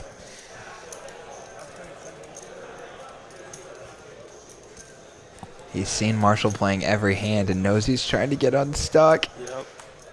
He's like, do I have an ace? With the best kicker, I do. What else makes ace queen does? Can I really fold ace king here? Been waiting all night for a hand this strong. He calls. Marshall gets paid. Great. All right, we have 1 hand left. Wow, that's a big one right there. Gets him much closer to being unstuck. And I'm going to pop the winnings on here before we do our last hand. Yeah. Jay up 1,700, Bobby 1,400, and a lot of that 1,400 from Bobby was in the first 10 minutes. Yeah, when he won that big pot had against that Tito, flush right? Against Top Set. Top Set's lost a lot tonight. Yeah. And Tito's exactly down what Bobby won in that hand. Tito's a fabulous player. Yeah, he's made some very nice Really plays good tonight. plays, except for that one time where he had Top Set and lost to the flush. Yeah. He misstepped that for about 1,500. It was a big one. Yeah. I mean, he could have bet and just lost less than that, I guess. Yeah. But, yeah, that was a big one. Well, if he bets and they raise, Then maybe he could calls, fold. But he's. I'm never. You don't think so? Yeah, I don't think The he's flush out there? folding with Yeah. 3 cards out there. Maybe but not. he would have lost less than all of it, unless the guy shoved all of it, and then he could have folded. Juicy J with a 7 deuce in early position makes Yeah. him $40. Last hand of the night. It's only worked once in 4 hours. And Marshall's going to be the lone defender with the 8-4 offsuit. So I hate even trying to bluff with 7 deuce with Marshall in the pot, already invested in the straddle. especially, yeah, You he's have the to make it straddle. more than 30. And Marshall it's a total brick for Marshall. So Juicy J's going to get to C-bet, show it down, and win $200 in bounties to end the night. That's fun. That's super fun. That Wow. was the last hand. We are done. What a crazy way to end the night right there. Super fun. Super fun. We've only seen it once the whole night. The bounty scooped with the 7 deuce offsuit, and then here on the very last hand, pretty big exchange for Juicy J. Super fun. All right, guys. So I'm gonna pop a couple of our stats up here just to finish the night. We got our V pips. You see Marshall led the way here, the only guy up in the 50s, the 40s, or the 30s. He explained to these guys what the VPIP means? Yeah, VPIP is Voluntarily. voluntarily putting money in the pot, meaning that you entered the hand, put something out there without. Straddles don't count and your blinds don't count. Right, exactly. If you were forced to put it out there, then it wasn't voluntary. Yep. And then here right next to that is PFR, which stands for pre-flop raise percentage. And you can see those float somewhere between 10 and 20%. That's pretty normal. Pretty normal. Yeah, it's kind of hard to raise more than 20% of your hands. You start getting yourself in a lot of trouble. Now Shaw, just from running Action Tracker, not seeing anything, he seemed fairly tight. So he's got a 20% VPIP and an 18% pre-flop raising. So I think he probably, out of 100 hands, he played 20 of them, and 18 times he raised coming into it. Very strong. That's a very traditional, tight, aggressive mindset there, is to not leave yourself exposed by just calling and showing that you don't have those strongest hands. On the opposite side of the spectrum, we've got Marshall with 55 hands played, 55%, and 16 times he raised pre-flop. Yep. It's fun to play 100 hands so that the math works out easier for me to explain. Sure. Yep, and Marshall there, you can see that higher VPIP. That can get you in some trouble, but it also gives you some opportunities that those other guys don't have. It gets you paid when you have those hands like that. No doubt. You know, secret full house and the straight that nobody saw coming. Yep, no doubt. And almost got him super fun. unstuck. No doubt. And we'll just pop our winnings on one more time maybe and wrap it up. And there you see, guys, Juicy J, the big winner on the night. Got that $200 in bounties to end it, too. Pretty sweet. Bobby, our only other winner, over $1,000. And Rosey and Benji both pretty close. Collector, Tito, Marshall, and then DFS were our losers on the night. And, yeah. DFS, did he kind of run into it a little bit? I didn't really see. Yeah, I think he just did maybe 2 or 3 shorter buy-ins, and, yeah, just didn't go his way. Okay. Micah in a suit freaks me out. Okay. I can see that. Yeah. Thank you, Doug. Appreciate it. I know you're talking about my man Nick over here running solo for 3.5 hours. I just popped in for the last 15 minutes of the delay. And, yeah, I appreciate that, Doug. I enjoyed spitballing with you tonight, and thought we had a good time. So, and the 97 of you still with us, we appreciate all of y'all joining us tonight as well. We had a great time here on Savage Sunday, every Sunday, 6 to 10 p.m. And you can come back tomorrow, Tiny shouting it out. That's right. Lots of fun on Mondays for the 1-2. Is that right? Or is it 1-3? Tomorrow's 1-3. 1-3. 1K. 1K cap? 1K max buy-in on 1-3. We also have at 6 o'clock, we have a $100 tournament with a 5K guarantee, 20-minute levels, 20K starting stack. Really good tournament. We get between we've topped about 108 players, I think, but we average about 90 players. But we're pushing 100, so get the word out on that one. That's a really good tournament. Nice. Sounds great. And for us here in the booth, I'm Nick. That's Eric. Eric, good to meet you. No doubt. Thanks for being with us tonight, and we'll see you tomorrow. Peace.